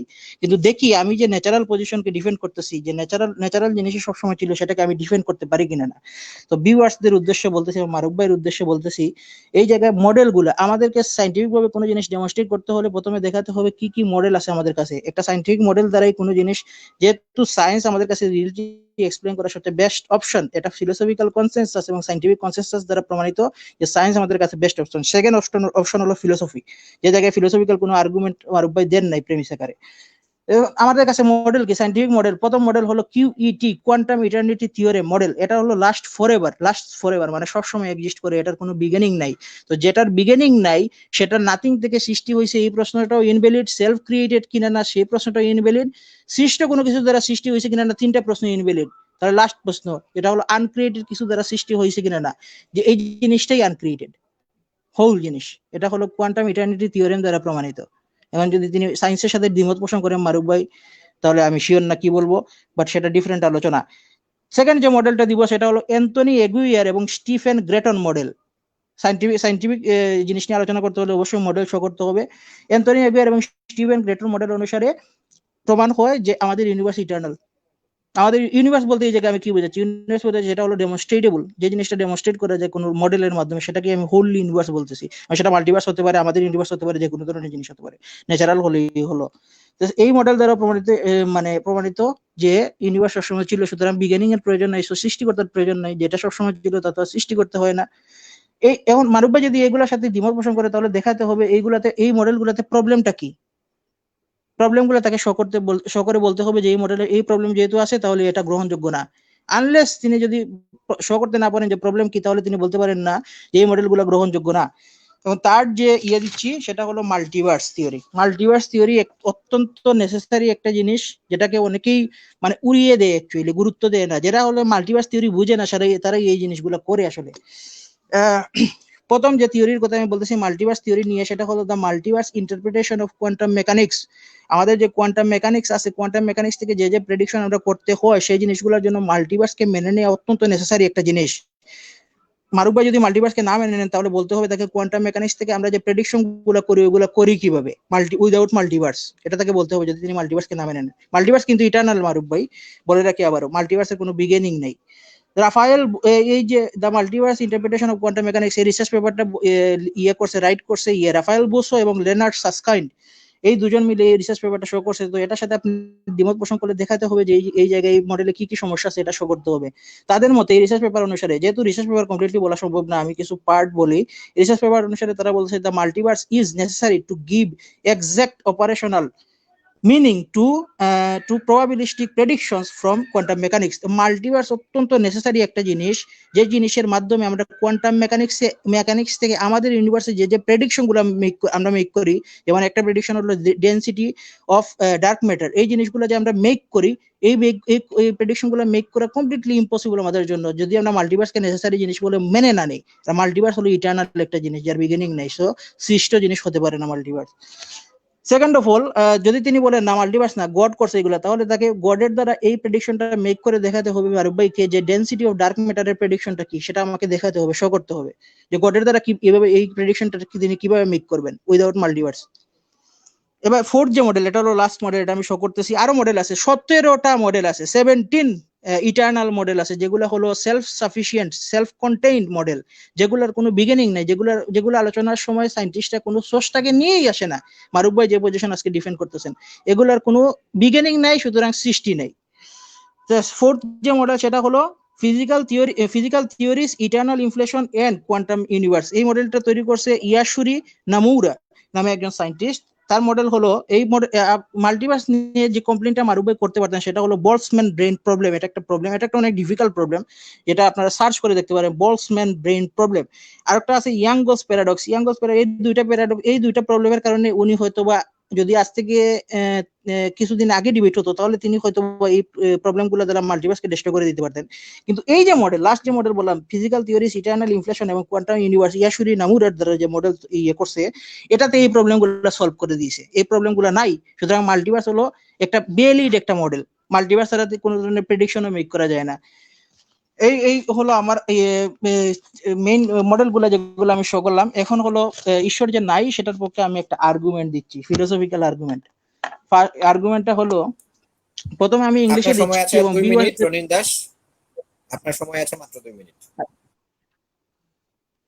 আচ্ছা 2 মিনিট আছে, তাহলে আমি ইয়েটা দিয়ে দিই, আমার আর্গুমেন্টটা দিয়ে দিই। আর্গুমেন্ট দিয়ে আমি মারুফ ভাইকে ফ্লোর দিয়ে দিচ্ছি। প্রথম প্রেমিস হলো, if universe doesn't begin to exist from ex nihilo situation then it's eternal. যদি আমাদের ইউনিভার্স কোনো এক্স নিহিলো সিচুয়েশন থেকে বিগান না করে, এক্স নিহিলো সিচুয়েশন মানে উইদাউট ম্যাটার, এমন একটা জায়গা, যে জায়গা বলাও ঠিক হবে না, আসলে আমাদের ল্যাঙ্গুয়েজের প্রবলেম কারণে এগুলো হয়। এমন একটা সিচুয়েশন যে সিচুয়েশনে কোনো ম্যাটার নাই, কিছু নাই, এই সিচুয়েশন থেকে আমাদের ইউনিভার্স বিগান করছে। আউটসাইড ফোর্স কি ছিল সেটা ডিফারেন্ট বিষয়, কিন্তু ঈশ্বরকে যদি প্রমাণ করতে হয়, আল্লাহকে যদি প্রমাণ করতে হয়, তাহলে মারুফ ভাইকে যেটা প্রমাণ করতে হবে সেটা হলো নাথিংনেসকে প্রমাণ করতে হবে। কারণ বলা হচ্ছে আল্লাহ নাথিং থেকে সবকিছু সৃষ্টি করছেন, সুতরাং তার আল্লাহ থাকলে নাথিং থেকেই সৃষ্টি করছেন। সুতরাং তিনি যে পয়েন্ট প্রথমে দিছিলেন, নাথিং থেকে কোনো কিছু সৃষ্টি করতে পারে না, নাথিং থেকেই সৃষ্টি হবে যদি আপনার ঈশ্বর তৈরি করে, ব্রাদার। কিন্তু আমার থিওরিতে নাথিং থেকে সৃষ্টি হয় না। আমি মডেলগুলো যেগুলো শো করলাম। সেকেন্ড প্রেমিস হলো, universe didn't begin to exist from ex nihilo situation. আজ পর্যন্ত এক্স নিহিলো সিচুয়েশনের কোনো প্রমাণ পাওয়া যায় নাই, পাওয়া গেলে আমাকে রিসার্চ পেপার দেখান বা এটা নিয়ে কোনো আর্গুমেন্ট মেক করেন, এক্স নিহিলো সিচুয়েশনের পক্ষে প্রেমিস আকারে আর্গুমেন্ট দিবেন। এই হলো এক্স নিহিলো সিচুয়েশন, মানে যে কোনো ম্যাটার ছিল না, কিছুই ছিল না, এমন কোনো জায়গার প্রমাণ পাওয়া যায় নাই। সুতরাং সেকেন্ড প্রেমিস ভ্যালিড। সুতরাং কনক্লুশন হলো, therefore universe is eternal. Therefore universe is eternal. Universe বলতে যে আগে যেটা বললাম, যেগুলো ডেমনস্ট্রেটেবল, সুতরাং এগুলো মডেল দ্বারা প্রমাণিত ইউনিভার্স ইজ ইটার্নাল। সুতরাং ইউনিভার্স যে ইউনিভার্স ইটার্নাল হয়, সেই ইউনিভার্সের কোনো বিগিনিং নাই, যে ইউনিভার্সের বিগিনিং নাই সেই ইউনিভার্সের সৃষ্টি করতে থাকতেই পারে না। ধন্যবাদ। ধন্যবাদ রনিন দাস ভাইকে। এখন আমরা চলে যাব মারুফ ভাইয়ের কাছে দ্বিতীয় ফ্লোরে, অর্থাৎ মারুফ ভাই এখন দ্বিতীয় ফ্লোর পাবেন। আর এখন মারুফ ভাই কথা বলবেন হচ্ছে 5 মিনিট, আর রনিন ভাইও এর এগেইনস্টে পরবর্তীতে কথা বলবেন 5 মিনিট। তো দর্শকদের উদ্দেশ্যে একটি কথা বলে রাখি, সেটা হচ্ছে যে আপনারা চাইলে এখন কোশ্চেন করতে পারেন, আর আপনাদের কাছ থেকে ভ্যালিড কোনো কোশ্চেন যদি হয়, অবশ্যই আপনাদের কোশ্চেন 2 জন ডিবেটর দিতে বাধ্য থাকবে, বা দেওয়ার জন্য যথেষ্ট পরিমাণ চেষ্টা করবে, বাধ্য থাকবে না, সরি, অবশ্যই দেওয়ার জন্য চেষ্টা করবে তাদের যথামতো। এবং তাহলে দ্বিতীয় স্টেজে চলে যাচ্ছি। দ্বিতীয় স্টেজের প্রথম ফ্লোর পাচ্ছেন হচ্ছে যে মারুফ ভাই, আপনি এখন সময় শুরু হচ্ছে আপনার 5 মিনিট। 5 মিনিট পরে রনিন দাস 5 মিনিট কথা বলেন, তারপর আমরা সরাসরি ওপেন ডিসকাশনে চলে যাব। ওপেন ডিসকাশনের সময় নির্ধারণ করা হয়েছে 20 মিনিট। তো দর্শকরা চাইলে এখন থেকে কোশ্চেন করতে পারেন। মারুফ ভাই, আপনার সময় শুরু হচ্ছে এখন। ধন্যবাদ।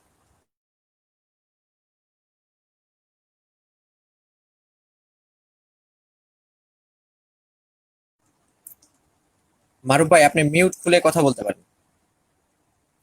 মারুফ ভাই, আপনি মিউট খুলে কথা বলতে পারেন। মারুফ ভাই, আমি আশা করছি আমার কথা শোনা যাচ্ছে। মারুফ ভাই, আপনি মিউট খুলে আপনি আনমিউট করে আপনি কথা বলতে পারেন। আপনার ফ্লোর দেওয়া হয়েছে এখন কথা বলার জন্য। যে আমার কথা শোনা যাচ্ছে এখন? জি জি, এখন শোনা যাচ্ছে। ওকে। জি, আমি শুরু করছি। Sorry, extremely sorry. আচ্ছা, বিসমিল্লাহ, আলহামদুলিল্লাহ, সালাতু ওয়াসসালামু আলা রাসূলিল্লাহ। রনিন ভাই যেগুলো বলেছেন মাল্টিভার্সের ব্যাপারে, যে 17টা মডেলের সবগুলোই বলে যে universe eternal, that is not true. Big bang এর সবগুলো মডেল এটা বলে না। এটা আমি চ্যালেঞ্জ করলাম, 17টা মডেলের সবগুলো এটি বলে না। সেকেন্ড কথা, উনি যেটা বলছেন যে মাল্টিভার্স ইটারনাল, মাল্টিভার্স যদি কোয়ান্টাম মেকানিক্সকে আপনি সত্য বলে ধরে নেন তাহলে মাল্টিভার্স আছে। সে ব্ল্যাক হোলের ভেতর দিয়ে চলে গেলে আপনি অন্য ইউনিভার্সে চলে যাবেন। কিন্তু আইনস্টাইনের রিলেটিভিটি অফ টাইম, যদি জেনারেল রিলেটিভিটিতে আপনি বিশ্বাস করেন, তাহলে ব্ল্যাক হোলের ভেতরে গিয়ে আপনি অস্তিত্বহীন হয়ে যাবেন। সেখানে কোনো মাল্টিভার্স টার্সের কোনো অস্তিত্ব নেই। ফিজিসিস্টদেরকে যদি জিজ্ঞেস করা হয় যে আইনস্টাইনের জেনারেল রিলেটিভিটি সঠিক কিনা, বলবে অফকোর্স। যদি জিজ্ঞেস করা হয় কোয়ান্টাম মেকানিক্স সঠিক কিনা, তারা বলবেন অফকোর্স। যদি জিজ্ঞেস করা হয় এই দুটো একটা আরেকটার সাথে সাংঘর্ষিক কিনা, তারা বলবেন অফকোর্স। কারণ এটি নিয়ে এখনো রিসার্চ চলছে। উনি যেভাবে এস্টাবলিশ করার চেষ্টা করলেন যেটি প্রমাণিত সত্য, ব্যাপারটা সেরকম না। ব্ল্যাক হোলের ভেতর দিয়ে গেলে আসলে কি পাওয়া যাবে, এটি কোয়ান্টাম মেকানিক্স এবং জেনারেল রিলেটিভিটির মধ্যে যেটা ভবিষ্যতে এস্টাবলিশ হবে সেটার উপরে ডিপেন্ড করবে কোনটা প্রমাণিত হলো। আর সায়েন্সে অ্যাবসলিউট ট্রুথ বলে কিছু নেই, যেটা ভবিষ্যতে প্রমাণিত হবে 200 বছর পর সেটাও আবার রিভার্স হয়ে যেতে পারে। অধিকাংশ সায়েন্টিস্টের মতে এটির বিগিনিং ছিল, তবে সাইক্লিক্যাল ইউনিভার্স কিংবা মাল্টিভার্স এগুলো নিয়ে অনেক প্রশ্ন আছে, যে মডেলটা কি ছিল আমাদের ইউনিভার্স যে সিঙ্গুলারিটি থেকে শুরু হয়েছে, এটি অধিকাংশ সায়েন্টিস্টের মত। এটি অস্বীকার করার কোনো উপায় নেই। সেলফ এভিডেন্ট ট্রুথ বলতে উনি বললেন যে আমি এটি বলেছি অথচ এটি এভিডেন্স ছাড়া। আমি আমার মনের কথা বলেছি, যে কেটে পিস করে দেখান যে আমার মধ্যে মন আছে। এটা আমি এই অর্থে মানে বলেছি যেটি স্বাভাবিকভাবে আমরা মেনে নিই, without without using empirical evidence ছাড়া। সেই অর্থে আমি বলেছি সেলফ এভিডেন্ট ট্রুথ। ইম্পেরিসিজম বলতে কি বোঝে এত এক্সপ্লেন করার সময় নেই, যারা এটা বুঝবেন না গুগল থেকে বের করে নেবেন। উনি বলছেন প্রফেসর লরেন্স ক্রসের মানে যে লেখা ইউনিভার্স ফ্রম নাথিং, হয়তো অনেকেই পড়ে না বুঝতে পারেন, এটি সত্যি। কিন্তু প্রফেসর লরেন্স ক্রস 2013 সালে হামজা জর্জিসের সাথে তার ডিবেটে নিজেই এটার ব্যাখ্যা দিয়েছেন, এবং হামজা জর্জিস তাকে খুব ভালোভাবে রিফুট করেছেন। এই ডিবেটটা অনলাইনে অ্যাভেলেবল, সবাই দেখে নেবেন। সৃষ্টি বলতে কি বোঝায়, আমি মনে হয় এই ব্যাপারটা একটু টাচ করেছিলাম, হয়তো রনিন ভাই খেয়াল করেছিলেন কিনা, মিস করে থাকতে পারেন। সৃষ্ট বস্তু বলতে সেটা যেটা limited faculty, limited physical faculty, যেটা এক্সটার্নাল সোর্সের উপর নির্ভরশীল তার অ্যারেঞ্জমেন্টের জন্য, যেটি ফাইনাইট। এরকম বেশ কিছু ক্যারেক্টারিস্টিক্স আমি পরিষ্কারভাবে বলেছিলাম। আচ্ছা, সায়েন্টিফিক, উনি বলছেন যে সায়েন্স দিয়ে বের করতে হবে গড আছে কিনা, এটি কিন্তু অ্যাকসেপ্টেবল না, কারণ কোশ্চেনটাই ফিলোসফিক্যাল। এবং উনি বলছেন যে এই যে আমি যেসব কথা বললাম এগুলো ফিলোসফাররা নাকি বলেন নাই। নো, আমি যেটা বলেছি যে প্রাইমারি কজ, যেটি আনকজড, অসৃষ্ট, ইটার্নাল, এটি অ্যারিস্টটলের বক্তব্য। তিনি ফার্স্ট মুভার শব্দ, মানে ইংলিশ ট্রান্সলেশন বলতে ফার্স্ট মুভার বলেছিলেন। সেটি খ্রিস্টপূর্ব 300, 400, 500 বছর আগে থেকে চলছে। এটা কোনো নতুন আর্গুমেন্ট আমি দিইনি। ফিলোসফিতে এটা অনেক দিন ধরেই আছে, আমি কোনো আন্দোলন কোনো কিছু বলিনি। আর উনি একটা কথা বললেন যে ইউনিভার্স, আচ্ছা ওটা আমি টাচ করেছি। সেকেন্ডে যেটা মাল্টিভার্সটাকে উনি যেভাবে একেবারে এস্টাবলিশ হয়ে গেছে সব সায়েন্টিস্ট একমত, এটি সঠিক না। আমি এক্সাম্পল দিয়ে বলতে পারি, প্রফেসর ফিজিসিস্ট পল ডেভিস, যিনি একজন আমেরিকান প্রফেসর, দ্য গার্ডিয়ান নামক ফেমাস ম্যাগাজিনে তিনি আর্টিকেল লিখেছেন জানুয়ারি 23, 2003। সবাই ইন্টারনেটে চেক করে দেখতে পারেন। পল ডেভিস স্পষ্ট হয়ে বলেছেন যে মাল্টিভার্সের এটি সঠিক নয়। অনেক ফিজিসিস্ট এটি নিয়ে এটি নিয়ে মতভেদ করেছেন। এটি এস্টাবলিশ থিওরি নয়। এটি যারা, রনিন ভাইয়ের কথা সঠিক না আমার কথা সঠিক, এটি যারা শুনছেন নিজেরাই রিসার্চ করে বের করে দেখবেন। আমার বক্তব্য এখানেই শেষ। ধন্যবাদ মারুফ ভাইকে। মূল্যবান 5 মিনিট বক্তব্য রাখার জন্য। এখন আমরা চলে যাব রনিন দাসের কাছে। তার পরবর্তী 5 মিনিট আলোচনার পরে আমরা সরাসরি ওপেন ডিসকাশনে চলে যাব এবং মূল আলোচনা সেখানেই হবে। দর্শকদেরকে অবশ্যই ধৈর্য সহকারে দেখার জন্য অনুরোধ করছি। তো রনিন দাস, আপনি দ্বিতীয় স্টেজের দ্বিতীয় ফ্লোর পাচ্ছেন। এখন আপনার সময় শুরু হচ্ছে 5 মিনিট। আপনার টাইম এখন থেকে শুরু হচ্ছে, আপনি কথা বলতে পারেন। ধন্যবাদ।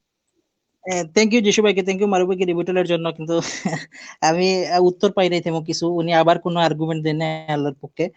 প্রথমে তিনি যে পয়েন্ট তিনি বলছেন সেটা হলো বিগ ব্যাং এর 17টা মডেলের কথা আমি বলছি। বিগ ব্যাং এর 17টা মডেলের কথা আমি বলি নাই, আমি বলছি ইটারনাল মডেলের কথা। ইটারনাল মডেল মানে হলো সেলফ কন্টেন্ট মডেল, যেগুলোর কোনো বিগিনিং নাই।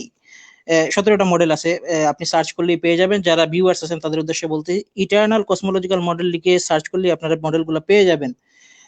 সেকেন্ড পয়েন্ট তিনি বলছেন আইনস্টাইনের পয়েন্ট, আইনস্টাইনের যে পয়েন্ট তিনি রেজ করছেন এই জায়গায়, আইনস্টাইনের ব্ল্যাক হোলের যে বিষয়টা তিনি বলছেন এটা মেনে নিলে মাল্টিভার্স থিওরি ডিসমিস হয়ে যায়। এটা কমপ্লিটলি রং একটা জিনিস। কারণ হলো আইনস্টাইনের কোনো ক্লোড দ্বারা কোনো জিনিস প্রমাণ হয় না।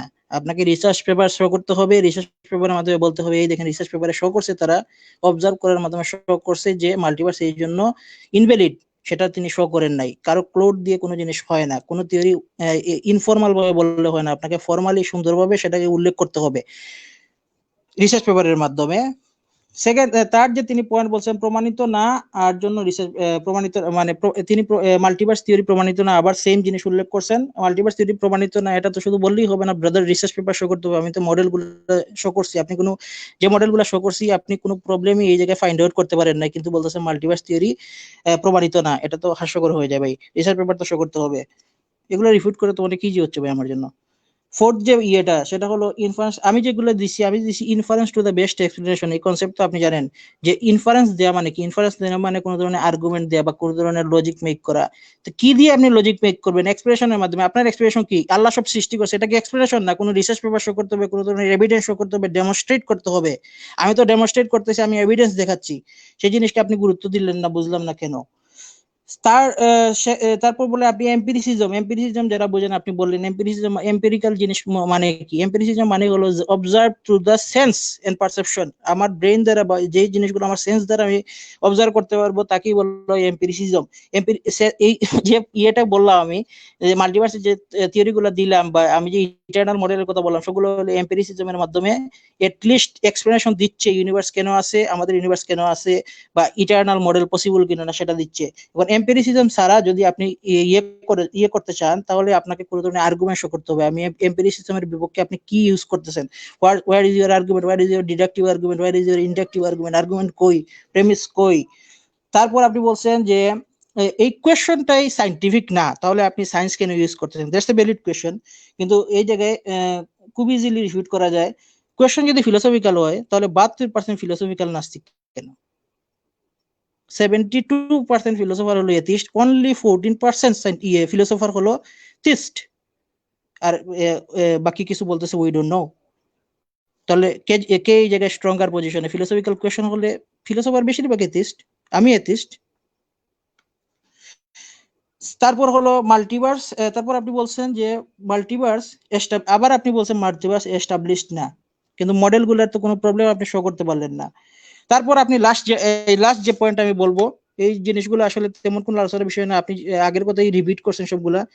যে কোয়েশ্চন করছেন এটা কিন্তু একটা কোয়েশ্চন, ভালো কোয়েশ্চন, যে সায়েন্স অলওয়েজ চেঞ্জেস, সায়েন্স সবসময় চেঞ্জ হয়। সেটার জন্য আমি একজন ফিজিসিস্টের একটা ক্লোটি আপনাকে বলে দেই। শন ক্যারলের একটা ক্লোট আছে, এই প্রশ্নটা তাকেও করা হয়েছিল, সায়েন্স তো অলওয়েজ চেঞ্জেস ভাই, সায়েন্সকে তাহলে আমরা গুরুত্ব দিব কেন? এটা একজন এডুকেটেড মানুষের কাছ থেকে কোয়েশ্চন আশা করা যায় না, বাট আপনি করছেন। তারপরে আমি বলি শন ক্যারলের মতে, সায়েন্টিস্ট ফিজিসিস্ট শন ক্যারলের মতে, unsuccessful theories are never disproven as we can always concoct elaborate schemes to save the phenomena.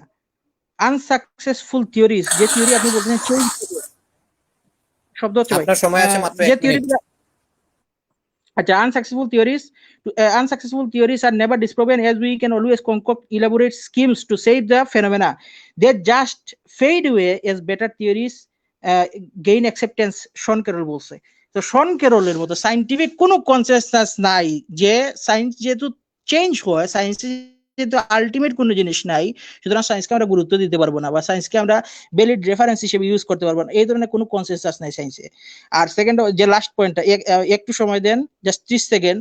ফালাবেলিজম সম্পর্কে আইডিয়া আছে কিনা না মারুফ ভাইয়ের আমি শিওর না। ফালাবেলিজম সম্পর্কে তার আইডিয়া থাকলে তিনি এই কমেন্টটা করতেন না যে সায়েন্সে আলটিমেট বলে কোনো কিছু নাই। নলেজ আর সার্টেনটি দুইটা ডিফারেন্ট জিনিস।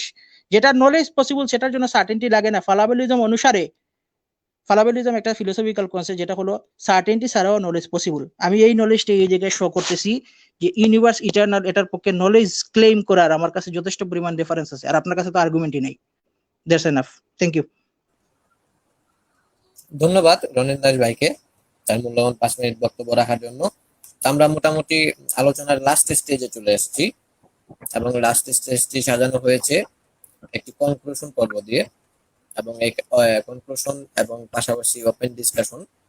তো আমরা ওপেন ডিসকাশনের জন্য টাইম ফিক্স করেছি 20 মিনিট। এখানে দুজন সম্মানিত ডিবেটর একজন অপরজনকে কোশ্চেন করতে পারবেন এবং অপরজন সেই কোশ্চেনের অ্যান্সার করে তাকেও পাল্টা কোশ্চেন করতে পারবেন। আপনাদের ওপেন ডিসকাশন পর্বটি শুরু হচ্ছে এখন। আমি এট ফার্স্ট মারুফ ভাইকে দিয়ে শুরু করব। মারুফ ভাই, আপনি প্রথমে ফ্লোর পাচ্ছেন। আপনার কোনো কোশ্চেন থাকলে রনিন ভাইকে করেন। এখন থেকে আগামী 20 মিনিট আপনারা দুজনকে কোশ্চেন করতে পারেন এবং আপনারা দুজনেই সেই কোশ্চেনগুলোর অ্যান্সার দিবেন। ধন্যবাদ। ধন্যবাদ সবাইকে। জি, রনিন ভাই রিসার্চ পেপার চেয়েছিলেন, রিসার্চ পেপারের রেফারেন্স এখনই আমি দিচ্ছি। তো উনি মাল্টিভার্সটাকে দাঁড় করিয়েছিলেন কোয়ান্টাম মেকানিক্স এর উপর বেসিস করে প্রেমিস হিসাবে। আইনস্টাইনের কথা উনি বললেন যে আইনস্টাইন কখনো এটিকে ডিনাই করেননি। উনি তো প্রেমিসটা কোয়ান্টাম মেকানিক্স কে ডিনাই করেছেন, যেটি রিসার্চ পেপার। এটি আমি journal article Einstein rejection of quantum theory H M. Skeer, যেটা ভলিউম 28 নাম্বার 2 পেজ নাম্বার 187 থেকে 190 রিসার্চ পেপার উনি চেয়েছিলেন। এটি আপনি চেক করে দেখতে পারেন। প্রকাশনী the Johns Hopkins University Press, আপনি এটা চেক করে দেখেন। রিসার্চ পেপার আইনস্টাইন প্রেসের তো কোনো আমি দিব না, রিসার্চ পেপার তো করেন। এটা রিসার্চ পেপারই। যদি রিসার্চ পেপারকে আপনি বুঝে থাকেন, this is called research paper. কোয়ান্টাম মেকানিক্সটাকে তিনি, কোয়ান্টাম মেকানিক্সটা হচ্ছে আপনার মাল্টিভার্সের প্রেমিস বেসিস, সেটাকে আইনস্টাইন যেহেতু অস্বীকার করেছেন, আইনস্টাইনের তো বলার দরকার নেই যে আমি মাল্টিভার্সটা অস্বীকার করলাম। ওকে, কারণ উনি ওটা বেসিসটাকে অস্বীকার করেছেন। আর জি ভাই, আরেকটা ব্যাপার, মারুফ ভাই প্লিজ কোয়ান্টাম মেকানিক্স জিনিসটা আমাকে একটু বুঝিয়ে দেন, 2 মিনিট সময়। কোয়ান্টাম মেকানিক্স হচ্ছে একটা থিওরি যেটি দ্বারা আপনার মহাবিশ্বের সবকিছুকে দুই ভাগে, মূলত যদিও এটা 4 রকম জিনিস দ্বারা মহাবিশ্ব তৈরি, আপনার ফিজিক্সের পার্ট বলা হচ্ছে প্রতিটা জিনিসে ওয়েভ অথবা পার্টিকেল দুইভাবে থাকতে পারে এবং অনেকগুলো অল্টারনেটিভ থাকবে। যখন অবজার্ভ করা হবে একটি রূপে সেটি আসবে। এটা হচ্ছে এটার বেসিস আর কি, মূল। তো কোয়ান্টাম মেকানিক্স অনেক জটিল বিষয়, অল্প পরিসরে এটি ব্যাখ্যা দেওয়া যাবে না। যাই হোক, আপনি এগুলো জানেন না। আপনি আমার মনে হয় আমার তো ভালো জানেন কোয়ান্টাম মেকানিক্স, মানে ঠিক আছে, আমার তো আপনার ভালো জানার কথা। Thank you. আপনি কি কোয়ান্টাম আর মাল্টিভার্সের ব্যাপারে আপনি বলছেন যে কোন সায়েন্টিস্ট বলেনি, প্রফেসর পল ডেভিসের রেফারেন্স আগে দিয়েছে আর বললেন যে এটা তো ওপেন কনভারসেশন, আপনি শুধু নিজে বললে তো হবে না, ওপেন কনভারসেশন। সরি, জি। আচ্ছা, আপনি কোয়ান্টাম মেকানিক্স কি অ্যাকসেপ্ট করেন না রিজেক্ট করেন? আমি বলবো এটি সময় আসলে দেখা যাবে। কোয়ান্টাম মেকানিক্স যেহেতু জেনারেল রিলেটিভিটির সাথে সাংঘর্ষিক, দেখা যাক কোনটা সত্য প্রমাণিত হয়। আচ্ছা, কোয়ান্টাম মেকানিক্স যদি আপনি না, আমাকে উত্তর দিতে হবে, তাহলে তো আমি প্রশ্ন করতে পারবো না। আপনি রিজেক্ট করেন না অ্যাকসেপ্ট করেন? এটা একটা ওয়ার্কেবল মডেল, কিন্তু এটি একটি ওয়ার্কেবল মডেল, এটির মধ্যে পরিবর্তন আসতে পারে। এটাকে ওয়ার্কেবল মডেল হিসেবে আমি মানি। জি, ওয়ার্কেবল মডেল হিসেবে সেরকম জেনারেল রিলেটিভিটিটাকেও আমি ওয়ার্কেবল মডেল মনে করি, কিন্তু দুটো যেহেতু সাংঘর্ষিক, আমাদেরকে ওয়েট করতে হবে দেখার জন্য কোনটা টিকে থাকে। আচ্ছা, এটা যদি ওয়ার্কেবল মডেল হয় তাহলে মাল্টিভার্স থিওরি ওয়ার্কেবল মডেল না কেন? যেহেতু মাল্টিভার্স থিওরি বিভিন্ন রূপে বিভিন্নজন বিভিন্ন রকম বলেছে। সাইক্লিক্যাল ইউনিভার্স, প্যারালাল ইউনিভার্স, এক একজনের এক একটা, কোনোটাই প্রমাণিত না। মাল্টিভার্স থিওরি আপনি কি অ্যাকসেপ্ট করেন না রিজেক্ট করেন? সত্যি বলতে কি, মাল্টিভার্সের যে রূপটা ভাইয়া আপনি বললেন সেটাকে আমি রিজেক্ট করি, যেটা ইটার্নাল। মাল্টিভার্স থাকতে পারে, কিন্তু প্রতিটা মাল্টিভার্সই কোথাও না কোথাও শুরু ছিল। আমার বিশ্বাসটা আসলে এরকম। কিন্তু রিসার্চ পেপার তো আপনার সাথে ডিসএগ্রি করতেছে না। রিসার্চ পেপারে তো অনেক রকম মাল্টিভার্সের অনেক মডেল আছে। আপনি যেটা বলছেন এটা তো এমন, মাল্টিভার্সের কয়েক রকম মডেল আছে। জি, এবং আপনি যে অনেকগুলো আছে, আপনি জানেন এটা। আপনি কোনটা বিশ্বাসী? আপনি কোনটায় বিশ্বাসী বুঝতে এগুলোর পারছি মধ্যে? তাহলে। আচ্ছা ঠিক আছে, তাহলে এই যে আমি যে প্রথম মডেল দিছিলাম যেটা multiverse interpretation of quantum mechanics, Raphael Bousso এবং লেনার্ড সাসকিন তাদের রিসার্চ পেপারের জি। সমস্যাটা কি তুলে ধরেন? সমস্যাটা কি?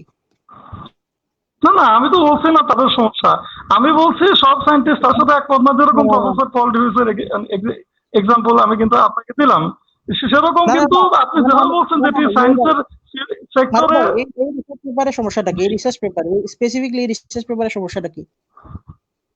এই রিসার্চ পেপারে যেহেতু আছে যে এইটা হচ্ছে ইটার্নাল মাল্টিভার্স, আমি এটির সাথে একমত না, এই জন্য যে এখন পর্যন্ত তাদের কাছে সলিড কোনো এভিডেন্স নাই। কারণ এটা আপনার একমত হওয়া দ্বিমত হওয়া আমার কাছে কোনো ম্যাটার করে না। আপনি রিসার্চ পেপারের মাধ্যমে শো করেন এই রিসার্চ পেপারে কি কি সমস্যা আছে সেটা তুলে ধরেন। না, এই রিসার্চ পেপারে কি কি সমস্যা আছে এটা যদি তুলে ধরতে 1 ঘন্টা সময় দেন আমাকে দেওয়া হবে? আপনি করে সামারি দেন, আবার অ্যাবস্ট্রাক্ট দেন না যে না না না, এটা একটা রিসার্চ পেপারের আপনি আমাকে বলতেছেন মিস্টেক পয়েন্ট আউট করে এটার অ্যানালাইসিস দিতে আমাকে 1 ঘন্টা সময় লাগবে। কারণ হচ্ছে এই রিসার্চ পেপারের ইন্ট্রিকেট ডিটেলস বের করে এটার ব্যাখ্যা কোন সায়েন্টিস্ট কিভাবে করেছে, যারা দ্বিমত করেছে, কেন করেছে, এগুলো দেখে তো আমাকে বলতে হবে। আমি যেহেতু ইটার্নাল এটা বিশ্বাসী না, যে সায়েন্টিস্টরা বলেছেন যে মহাবিশ্বের শুরু ছিল আমি তাদের সাথে একমত, আপনি আমাকে এইটা কোশ্চেন করতে পারেন যে কাদের সাথে আপনি একমত, কেন একমত যদি জানতে চান 1 ঘন্টা সময় দিতে হবে। আচ্ছা, মাল্টিভার্স থিওরি আপনি ইটারনাল না বলতেছেন, তাহলে আপনি করেন তো, মাল্টিভার্স থিওরি যদি ইটারনাল না হয় তাহলে আপনি ডেনসিটি অফ ডার্ক ম্যাটার কিভাবে প্রেডিক্ট করবেন? না না, আমি কিন্তু বলি নাই মাল্টিভার্সের থিওরি ইটার্নাল, মাল্টিভার্সের সবগুলো মডেল ইটার্নাল নয়, আমি এটার বিভিন্ন টাইপের মডেল আছে, আমি সেটা বলেছি। আমি তো বললাম ইটারনাল মডেল দিছি আপনাকে, আপনি যে মডেল ইটারনাল না সেটা নিয়ে তো আলোচনা করতেছি না আমরা ব্রাদার, আমি না না, ইটারনাল সেটা মডেল নিয়ে আমরা না, আপনি যে ইটার্নাল মডেল যে ডেনসিটি অফ ডার্ক ম্যাটার যে বলছেন, আপনি কিসের ভিত্তিতে সেটাকে মেনে নিচ্ছেন একটু বলেন? আপনার কাছে কি মানে কি আছে প্রমাণ যে এই ডেনসিটি অফ ডার্ক ম্যাটারটা যে একেবারে 100% ট্রুথ, এই জন্য আপনার ওই ইটার্নাল মডেলটা সত্যি, এটার পক্ষে আপনার কাছে কি এভিডেন্স আছে? শন ক্যারলের প্লট হলো যে মাল্টিভার্সকে যদি আমরা বেসিস হিসেবে ধরে না নেই তাহলে আমরা ডেনসিটি অফ ডার্ক ম্যাটার এবং এই ধরনের প্রেডিকশন গুলো আমরা মেক করতে পারবো না। তাহলে যেসব সায়েন্টিস্ট এটার বিরোধিতা করেছেন তারা কি এই বিষয়টা জানেন না যে ডেনসিটি অফ ডার্ক ম্যাটার বলে কিছু আছে? তারা কিভাবে রিফিউট করছে? তাদের রিসার্চ পেপার না শো করলে আমি বুঝবো কিভাবে? এক্স্যাক্টলি, সেরকম আপনাকে রিসার্চ পেপার আমাকে প্লেস করেন, আরো 1 ঘন্টার আরেকটা ডিবেট হবে। যদি রিসার্চ পেপার নিয়ে বলেন তাহলে লম্বা সময় নিয়ে রিসার্চ করে বসতে হবে, এটা আপনিও বুঝতে পারছেন, আমিও বুঝতে পারছি। আচ্ছা ঠিক আছে, আমি বুঝতে পারছি আপনি মাল্টিভার্স সম্পর্কে আর একটু স্টাডি করতে হবে আপনার, সরি অ্যাবাউট দ্যাট। Sure, আচ্ছা ঠিক আছে, আমারও তাই মনে হয়, আপনারও স্টাডি করতে হবে। না আমি তো রিসার্চ পেপার শো করলাম মাল্টিভার্সের পক্ষে। না, আপনি কোনো রিসার্চ পেপার শো করেন না, আপনি শুধু বলছেন ডেনসিটি অফ ডার্ক ম্যাটার, এটা কোন রিসার্চ পেপার? আপনি শুধু নাম বলছেন, কোনো ডিটেলস আপনি দিচ্ছেন না। আপনি বলেন, ডিটেলস বলেন, ডেনসিটি অফ ডার্ক ম্যাটারের ডিটেলস বলেন। দাঁড়ান, the multiverse interpretation of quantum mechanics, এটা রিসার্চ পেপার না তো কি? না না, আমি বলি নাই এটা রিসার্চ পেপার না, আপনি বলছেন এটা ডিটেলস কি করতে হবে। আপনি বলছেন আমি রিসার্চ পেপার দেই না নাই। না না না, এটা তাহলে ভাই আপনি ভুল করছেন। আমি বলি নাই যে রিসার্চ পেপার দেন নাই, আপনি বললেন যে রিসার্চ পেপার আপনি আনছেন, তো এখন সেটা ডিটেলস কি আপনি বলতে পারবেন? আপনি এটাকে 2 মিনিটে বলতে পারবেন আমাকে? আপনি এটা 2 মিনিটে বলতে পারবেন? কোন ডিবেটে কি দেখছেন আপনি রিসার্চ পেপার কমপ্লিটলি বলছে? রিসার্চ পেপার অ্যাবস্ট্রাক্ট বলছে। এক্স্যাক্টলি, সেরকম একটা রিসার্চ পেপারের আমিও কিন্তু রেফারেন্স দিয়ে দিচ্ছি, আপনি বলছেন পাবলিকেশন কি, সেটা নামও দিচ্ছি, আপনি এটা বের করে দেখে নেন। হ্যাঁ, এই আমার মাল্টিভার্স মডেলে কি কি সমস্যা সেটা তো আপনি কোন রিসার্চ পেপার দ্বারা শো করেন নাই, তাহলে আমি বুঝবো কিভাবে আপনি আমারটাকে রিপিট করতেছেন? হাউ কি কি সমস্যা হচ্ছে যদি এটাকে ইটার্নাল ধরা হয় ইনফিনিট রিগ্রেসে পড়ে, আমি যেটার সাথে একমত না, সোজা কথা। না, ইনফিনিট রিগ্রেস তারা রিসার্চ পেপারের মধ্যে বলেছে ইনফিনিট রিগ্রেসের কোনো প্রবলেম নাই। না, আমার মতে এটা পড়বে, আপনি একমত নাও হতে পারেন, আমি মনে করি যেসব সায়েন্টিস্ট আপনার মতকে তো কেউ গুরুত্ব দিবে না আপনি যদি রিসার্চ পেপার শো না, না করেন। আচ্ছা ঠিক আছে, আমার মত না, রিসার্চ পেপার তো আমি বলে দিলাম, আপনি দেখেন Einstein's rejection of quantum theory research paper কে লিখছেন, কোন publication, volume number, page number দিয়ে দিচ্ছে, আপনি দেখেন রিসার্চ পেপার তো আমি শো করলাম আপনাকে। মাল্টিভার্সের যে মডেলটা আমি দিছি, আপনাকে যদি কোনো রিসার্চ পেপারকে ডিসমিস করতে হয় আপনাকে ওই রিসার্চ পেপারের প্রবলেমগুলো আউটলাইন করতে হবে। আচ্ছা, আমি তো রিসার্চ পেপার বললাম, আপনি কি এটার সাথে একমত যে আইনস্টাইনস রিজেকশন অফ কোয়ান্টাম থিওরি? আপনি অন্য বিষয়ে রিসার্চ পেপার নিয়ে না আসেন। না, আপনি যে আমারটার সাথে একমত না, আপনি কি আমারটার মধ্যে কি কি ভুল আছে বলতে পারবেন এখন? হ্যাঁ, আমি আপনাকে বলে দিই কিভাবে রিসার্চ পেপারকে ডিসমিস করতে হয়। আপনি যদি ডেনসিটি অফ ডার্ক ম্যাটারের জন্য কোনো ধরনের রিসার্চ পেপার তৈরি করেন, আগে একটু শুনেন, আপনি যদি রিসার্চ পেপার তৈরি করেন যে ডেনসিটি অফ ডার্ক ম্যাটারের পক্ষে, তাহলে ওইটাতে কি কি সমস্যা আছে সেটা আরেকটা রিসার্চ পেপার থেকে আমাকে উল্লেখ করতে হবে যে এই প্রবলেম, এই যে এই প্রবলেম 1 2 3 4, এই প্রবলেমের কারণে ডেনসিটি অফ ডার্ক ম্যাটার আপনার থিওরি অনুসারে বা রিসার্চ পেপারের মাধ্যমে প্রেডিক্ট করা সম্ভব হচ্ছে না। এটা তো আপনি করেন নাই। ডেনসিটি অফ ডার্ক ম্যাটারের আচ্ছা, আপনি বলতে চাচ্ছেন যে ডেনসিটি অফ ডার্ক ম্যাটারের মাধ্যমে ওই আপনার ইটারনাল মাল্টিভার্স প্রমাণ হয়ে গেছে। তাহলে যেসব সায়েন্টিস্ট এখনো বিরোধিতা করছেন মানে আপনি নিশ্চয়ই তাদের চেয়ে ভালোভাবে বুঝে গেছেন যে ডেনসিটি অফ ডার্ক ম্যাটার ইরিফিউটেবল একটা প্রুফ, রাইট? কারা ডিসএগ্রি করছে সেটা দিয়ে তো কোনো ধরনের নাম সহ আমি বলে দিচ্ছি। আমি বললাম যে ডিসএগ্রি করছেন কিসের মাধ্যমে, রিসার্চ পেপার কই? না এই না, আপনি তো বলছেন যে তাদের এটা সঠিক, তারা ডার্ক ম্যাটারের ডেনসিটি নিয়ে যে একটা যে কনক্লুশন দাঁড় করেন তাদের এটা সঠিক। আপনি কি সেটা ল্যাবে গিয়ে টেস্ট করে দেখছেন? আপনার কাছে কি টেলিস্কোপ আছে? আপনি কি নিজে সেটা মানে ভেরিফাই করে দেখছেন এটা ট্রু কিনা? আমার চেক করার তো প্রয়োজন নাই ভাই। এই না জায়গায় না, তারা মডেল অবশ্যই প্রয়োজন আছে। আপনি নিজে এটাকে টেস্টিফাই না করে কি করে বলেন যে আমি এটার সাথে একমত? আপনার মানে আপনি যে সাইন্টিফিক ভাবে তো আমি অস্বীকার করবো না, এটা কিন্তু আপনি রিসার্চ পেপার থেকে বলছেন এবং বুঝেই বলতেছেন। আমি কিন্তু ওইটা আমাকে ভুল বুঝতেন না। মানে এইটা আমি কিন্তু সেটা কিন্তু আপনি যেটা চাচ্ছেন যে কোন কোন বিষয়ের সাথে আপনি একমত না, আমিও তো বলতে পারি আপনি যে একমত, আপনি কি ভেরিফাই করে দেখছেন? আপনি তাদের রিসার্চ পেপার অন্ধভাবে মেনে নিচ্ছেন বিকজ আপনি নিজে কিছু টেস্ট করে দেখেন নাই। আমি বলছি যে কোনো জিনিসকে প্রমাণ করতে হলে তাকে কি অবজার্ভ করতে হয় নিজে গিয়ে? অবজার্ভ করতে হলে কি কি লাগে? ডার্ক ম্যাটার অবজার্ভ করার যে telescope, do you have it? আমি আপনাকে যে প্রশ্ন করছি সেটার উত্তর দেন। আমি বলছি কোনো জিনিসকে না প্রমাণ না, করতে হলে নিজে না না ভাইয়া, আমি আপনার সাথে একমত। ডার্ক ম্যাটারকে অবজার্ভ করতে হলে যে টেলিস্কোপ লাগে সেটা কি আপনার কাছে আছে? না না, ডার্ক ম্যাটারের টেলিস্কোপ তো সায়েন্টিস্টদের কাছে আছে, তারা যে মডেল দিবে ওইটা তো না না, আপনি তাদের কাছে আছে। আপনি কি নিজে ভেরিফাই করে দেখছেন যে দুই দল সায়েন্টিস্ট মোটিভেট করলো কাদেরটা সঠিক? আপনি নিজে টেলিস্কোপ নিয়ে ভেরিফাই করে দেখছেন সেটা? কিভাবে আপনি একমত হলেন যে ওরাই কারেক্ট?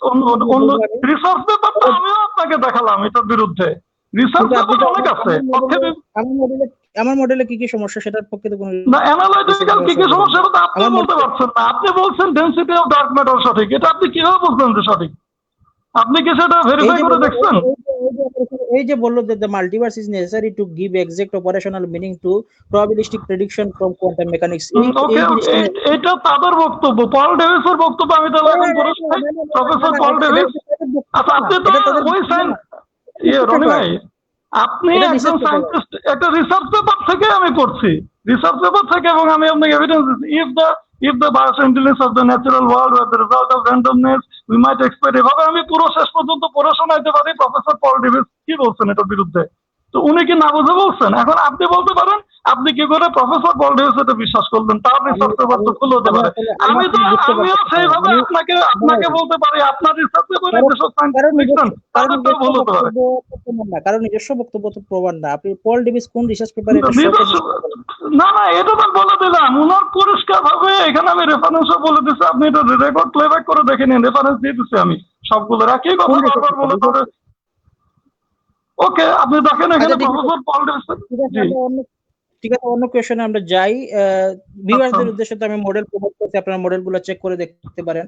এই জায়গায় বারবার অ্যাকচুয়ালি মডেলগুলো কি রিজেক্ট করতেছেন, সো এগুলো নিয়ে আলোচনা করা সম্ভব না। রনিন ভাই, আপনি কিন্তু এই ব্যাপারে যথেষ্ট জ্ঞানী, আপনি কিন্তু নলেজেবল। আপনি জানেন যে আপনার এটা ইটারনাল যে 17 বলছেন মডেল, সেরকম বিগ ব্যাং এরও কিন্তু অনেক মডেল আছে যেগুলোতে বিগিনিং বলা আছে। আপনি নিশ্চয়ই এটা জানেন, আমি শিওর।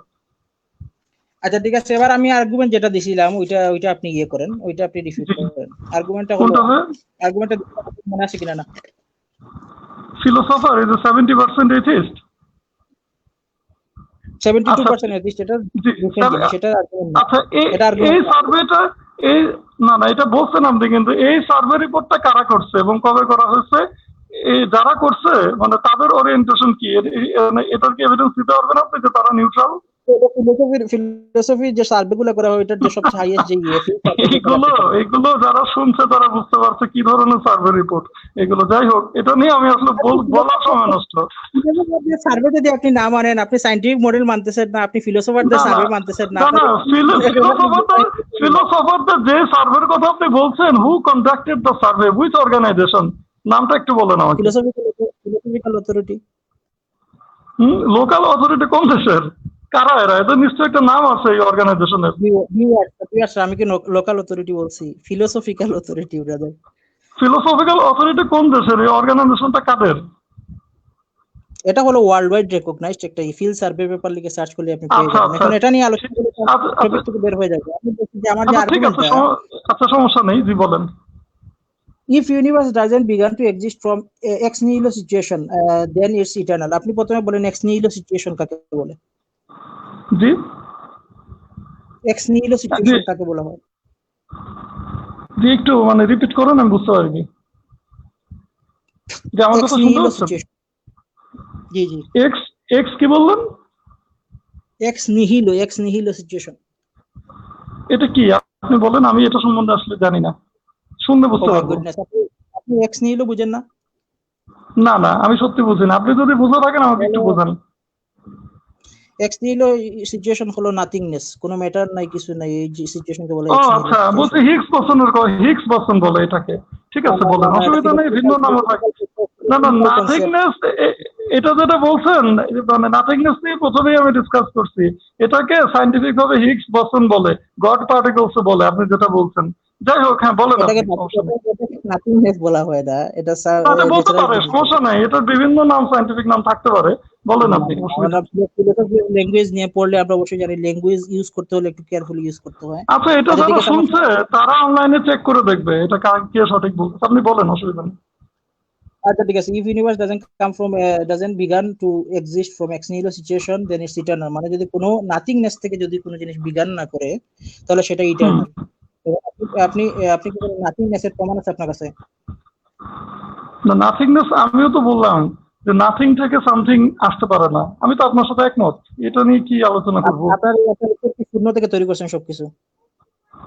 জি হ্যাঁ, যেহেতু ইউনিভার্স আপনার টাইম এবং স্পেস দ্বারা বাউন্ড, এবং আপনার বড় বড় সায়েন্টিস্টের reference Stephen Hawking, Roger Penrose বলেছেন এই যে সিঙ্গুলারিটি, যেটা প্রথম যে স্টার্ট পয়েন্ট, তার আগে টাইম অ্যান্ড স্পেস ছিল না। তার মানে এই ইউনিভার্সটার যে কজ, তিনি আনকজড এবং ডিফারেন্ট ফ্রম দ্য ইউনিভার্স। যদি ডিফারেন্টই হয় তাহলে he can create from nothing, কারণ আমরা নাথিং থেকে ক্রিয়েট করতে পারি না। উনি যদি ডিফারেন্ট হন, ওনার সেই অ্যাবিলিটি আছে বলে তো উনি ডিফারেন্ট। আচ্ছা, টাইম স্পেস নাই, তাহলে স্টিফেন হকিং এর ইমাজিনারি টাইম এই জিনিসটা কি? ইমাজিনারি টাইম মানে কল্পিত টাইম, অর্থাৎ রিয়েল না, এই জিনিসটা মানে রিয়েল টাইম। না না না, এভাবে বললে হবে না। ইমাজিনারি টাইম হলো পার্টিকলস এর একটা আছে, সিস্টেম আছে। এটা ইমাজিনারি টাইম মনে হলো আমাদের বিগ ব্যাং এর আগেও টাইমকে আমরা ধরে নেই, টাইম আছে, আমরা বলতে পারি না 100% ইউনিভার্সের টাইম হতে পারে না। না, এটা যেটা আমাকে রেফারেন্স দেন স্টিফেন হকিং, তার কোন বইয়ের কোন পৃষ্ঠায় এটা বলছেন যে টাইম ছিল। ইমাজিনারি টাইম মিন্স যেটা রিয়েল না। ইমাজিনারি একটা মেয়েকে এখন আমি কল্পনা করলাম, চিন্তা করলাম ঐশ্বরিয়া রায়, আর আর আর আমার কাছে আছে অন্য জিনিস। যদি এরকম হয়, আপনি কি বলবেন এটা রিয়েল ঐশ্বরিয়া? এই ইমাজিনারি মানে আপনি আমার তো ভালো জানেন, এটা মানে কাল্পনিক, তার মানে রিয়েল না। না বুঝে কমেন্ট করেন না। ইমাজিনারি টাইম না বলতে না না, ইমাজিনারি টাইম মানে রিয়েল টাইম না। এটা যারা শুনছে ইমাজিনারি শব্দের অর্থ যারা জানে তারা বুঝতে পারছে এটার মিনিংটা কি। না না, ইমাজিনারি টাইম মানে হলো যে এটা হলো imaginary numbers reference to the mathematical vector. এটা কোনো আমি বুঝতে পারছি আপনার এটা, রনি সাহেব, আমি বুঝতে পারছি, কিন্তু সেটা হচ্ছে ক্যালকুলাসে যেরকম ইনফিনিটে ধরে নেওয়া হয়, কিন্তু ইনফিনিটের অস্তিত্ব কেউ প্রমাণ করতে পারেনি কখনো, সেরকম ভাবে তারা ধরে নিচ্ছেন। কিন্তু আসলে তো টাইম ছিল না। কিন্তু তারা তো এটা উল্লেখ করছেন there was no time and space, তারা এটা বলছেন না? সেম ভাবে আমরা যদি মাল্টিভার্সকে ধরে নেই বেস হিসেবে, তাহলে আমরা বিভিন্ন ধরনের প্রেডিকশন মেক করতে পারি। আমরা যদি কোনো থিওরিকে এস্টাবলিশ করতে হয়, একটু বলতে দেন, আপনি বলছেন অনেক সময়, আমরা যদি একটা থিওরিকে এস্টাবলিশ করতে যাই, গড হলো রিয়েল থিওরি না মাল্টিভার্স বা ন্যাচারাল কোনো জিনিস হলো রিয়েল থিওরি, তাহলে আমাকে প্রেডিকশন মেক করতে হবে। প্রেডিকশন মেক করে, যেমন আমি আপনাকে উদাহরণ দিয়ে বলি, হঠাৎ করে একটা ধরি আপনার টেবিল থেকে একটা চায়ের কাপ পড়ে গেছে, এখন আপনি কিভাবে এস্টাবলিশ করবেন যে এটা এক্সপ্লেনেশন কি? আপনাকে কিছু ফিউচার প্রেডিকশন মেক করতে হবে যে আমার থিওরি যদি কারেক্ট থাকে, আমার হাইপোথিসিস যদি কারেক্ট থাকে, তাহলে আমি ফিউচারে এই জিনিসগুলো আমি দেখতে পাবো। এই জিনিসগুলোর মাধ্যমে আপনি প্রমাণ করতে পারবেন যে আপনার থিওরিটা বেস্ট। মাল্টিভার্সকে আমরা ধরে নিলে আমরা ডেনসিটি অফ ডার্ক ম্যাটার আমরা ইয়ে করতে পারি, আমরা প্রেডিক্ট করতে পারি। তারপর অন্যান্য যে জিনিসগুলো আছে আমরা প্রেডিক্ট করতে পারি, যেগুলো শন ক্যারলের বক্তব্য, মাল্টিভার্সকে ধরার মাধ্যমে এই জিনিসগুলো আমরা প্রেডিক্ট করতে পারি। এখন আপনি যেহেতু আল্লাহকে ধরে নিচ্ছেন, আপনি আল্লাহর মাধ্যমে ডেনসিটি অফ ডার্ক ম্যাটার কিভাবে আপনি প্রেডিক্ট করবেন? কোনো জিনিসই তো আপনি প্রেডিক্ট করতে পারবেন না। প্রথমে আপনি আমাকে একটা জিনিসের উত্তর দিবেন প্লিজ, যে what is scientific prediction? Scientific prediction কাকে বলে? আচ্ছা, আপনি যেটা বলছেন এখানে আমি যে সায়েন্টিস্টের রেফারেন্স দিয়েছিলাম উনি কিন্তু ঠিক অপোজিট কথা বলছেন যে মাল্টিভার্স ধরে নিলে কি হবে। হি সেড আমি তাহলে we might expect the observed universe to be minimally rather than optimally biofriendly. The degree of biofriendliness of the observed universe is far in excess of what is needed to give rise to a few observers. একটু লম্বা, কত সালের যাই হোক, কত সালের এটা এটা হচ্ছে- একটু বলেন আমারে। এটা হচ্ছে 2003। 2003। আর আমি যে মডেল দিছি আপনাকে সেটা হলো 2011। না তাহলে তাতে কোনো কোনটা সমস্যা আপনি নাই। আচ্ছা 2011 এর পরে আরো মডেল আসছে এটা আপনি মানেন? আচ্ছা একটা প্রশ্ন, 2011 পরে যে আরো ভিন্ন ভিন্ন মডেল আসছে এটা আপনি মানেন? 2011 পরে যে আরো মডেল আসছে? আমি আপনাকে শুধু এটা বলি কেন Okay. ইম্পর্টেন্ট এই জিনিসটা, হুম। টাইম জিনিসটা কেন ইম্পর্টেন্ট আমি বলি।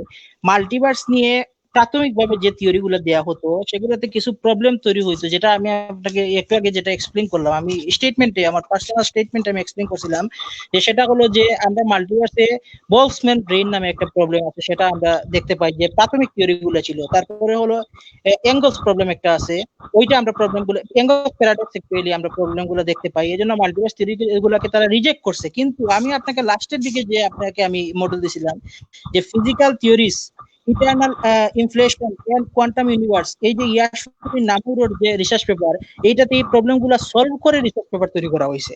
তার মানে আপনি যে বলছেন সায়েন্টিস্টের কথা, সে হয়তো বা এমন মাল্টিভার্স হবে না বা এমন মাল্টিভার্স পসিবল না যেটাতে এই প্রবলেমগুলো আগে ছিল, প্রাথমিক থিওরিগুলোতে ছিল, কিন্তু পরে এই থিওরিগুলো এই প্রবলেমগুলোকে সলভ করে তাই এরা এই থিওরিগুলো আনছে। এই জন্য আমি আপনাকে বারবার প্রশ্ন করতেছি যে এই মডেলের সমস্যা আছে, কি কি সমস্যা আছে সেটা নিয়ে যে মানে যে মডেলগুলো তৈরি করতে পারে তারা যে রিসার্চ পেপার দিয়েছে ওইটা আমাকে শো করেন, কিন্তু যেটা আপনি শো করতে পারেন না। আচ্ছা, রনিন দাস আচ্ছা, এবং মারুফ ভাই, আপনি- আপনাদের দুজনকে একটু থামাচ্ছি আপনাদের দুজনকে, যে আমাদের অলরেডি 20 মিনিট সময় শেষ, অর্থাৎ আমাদের ওপেন ডিসকাশনের যে 20 মিনিট সময় নির্ধারণ করা ছিল সেই সময়টি শেষ, এবং আমরা মোটামুটি অনেকক্ষণ ধরেই আপনাদের ওপেন ডিসকাশন শুনতেছিলাম। আচ্ছা, আর তো আমি মডারেটর সাহেব প্লিজ। আচ্ছা 1 মিনিট না, আমি অবশ্যই আরো, যেহেতু বলতেছেন তাহলে অবশ্যই আপনাকে আরো 2 মিনিট, আপনাদের দুজনকেই 2 মিনিট সময় এক্সট্রা দেওয়া হলো।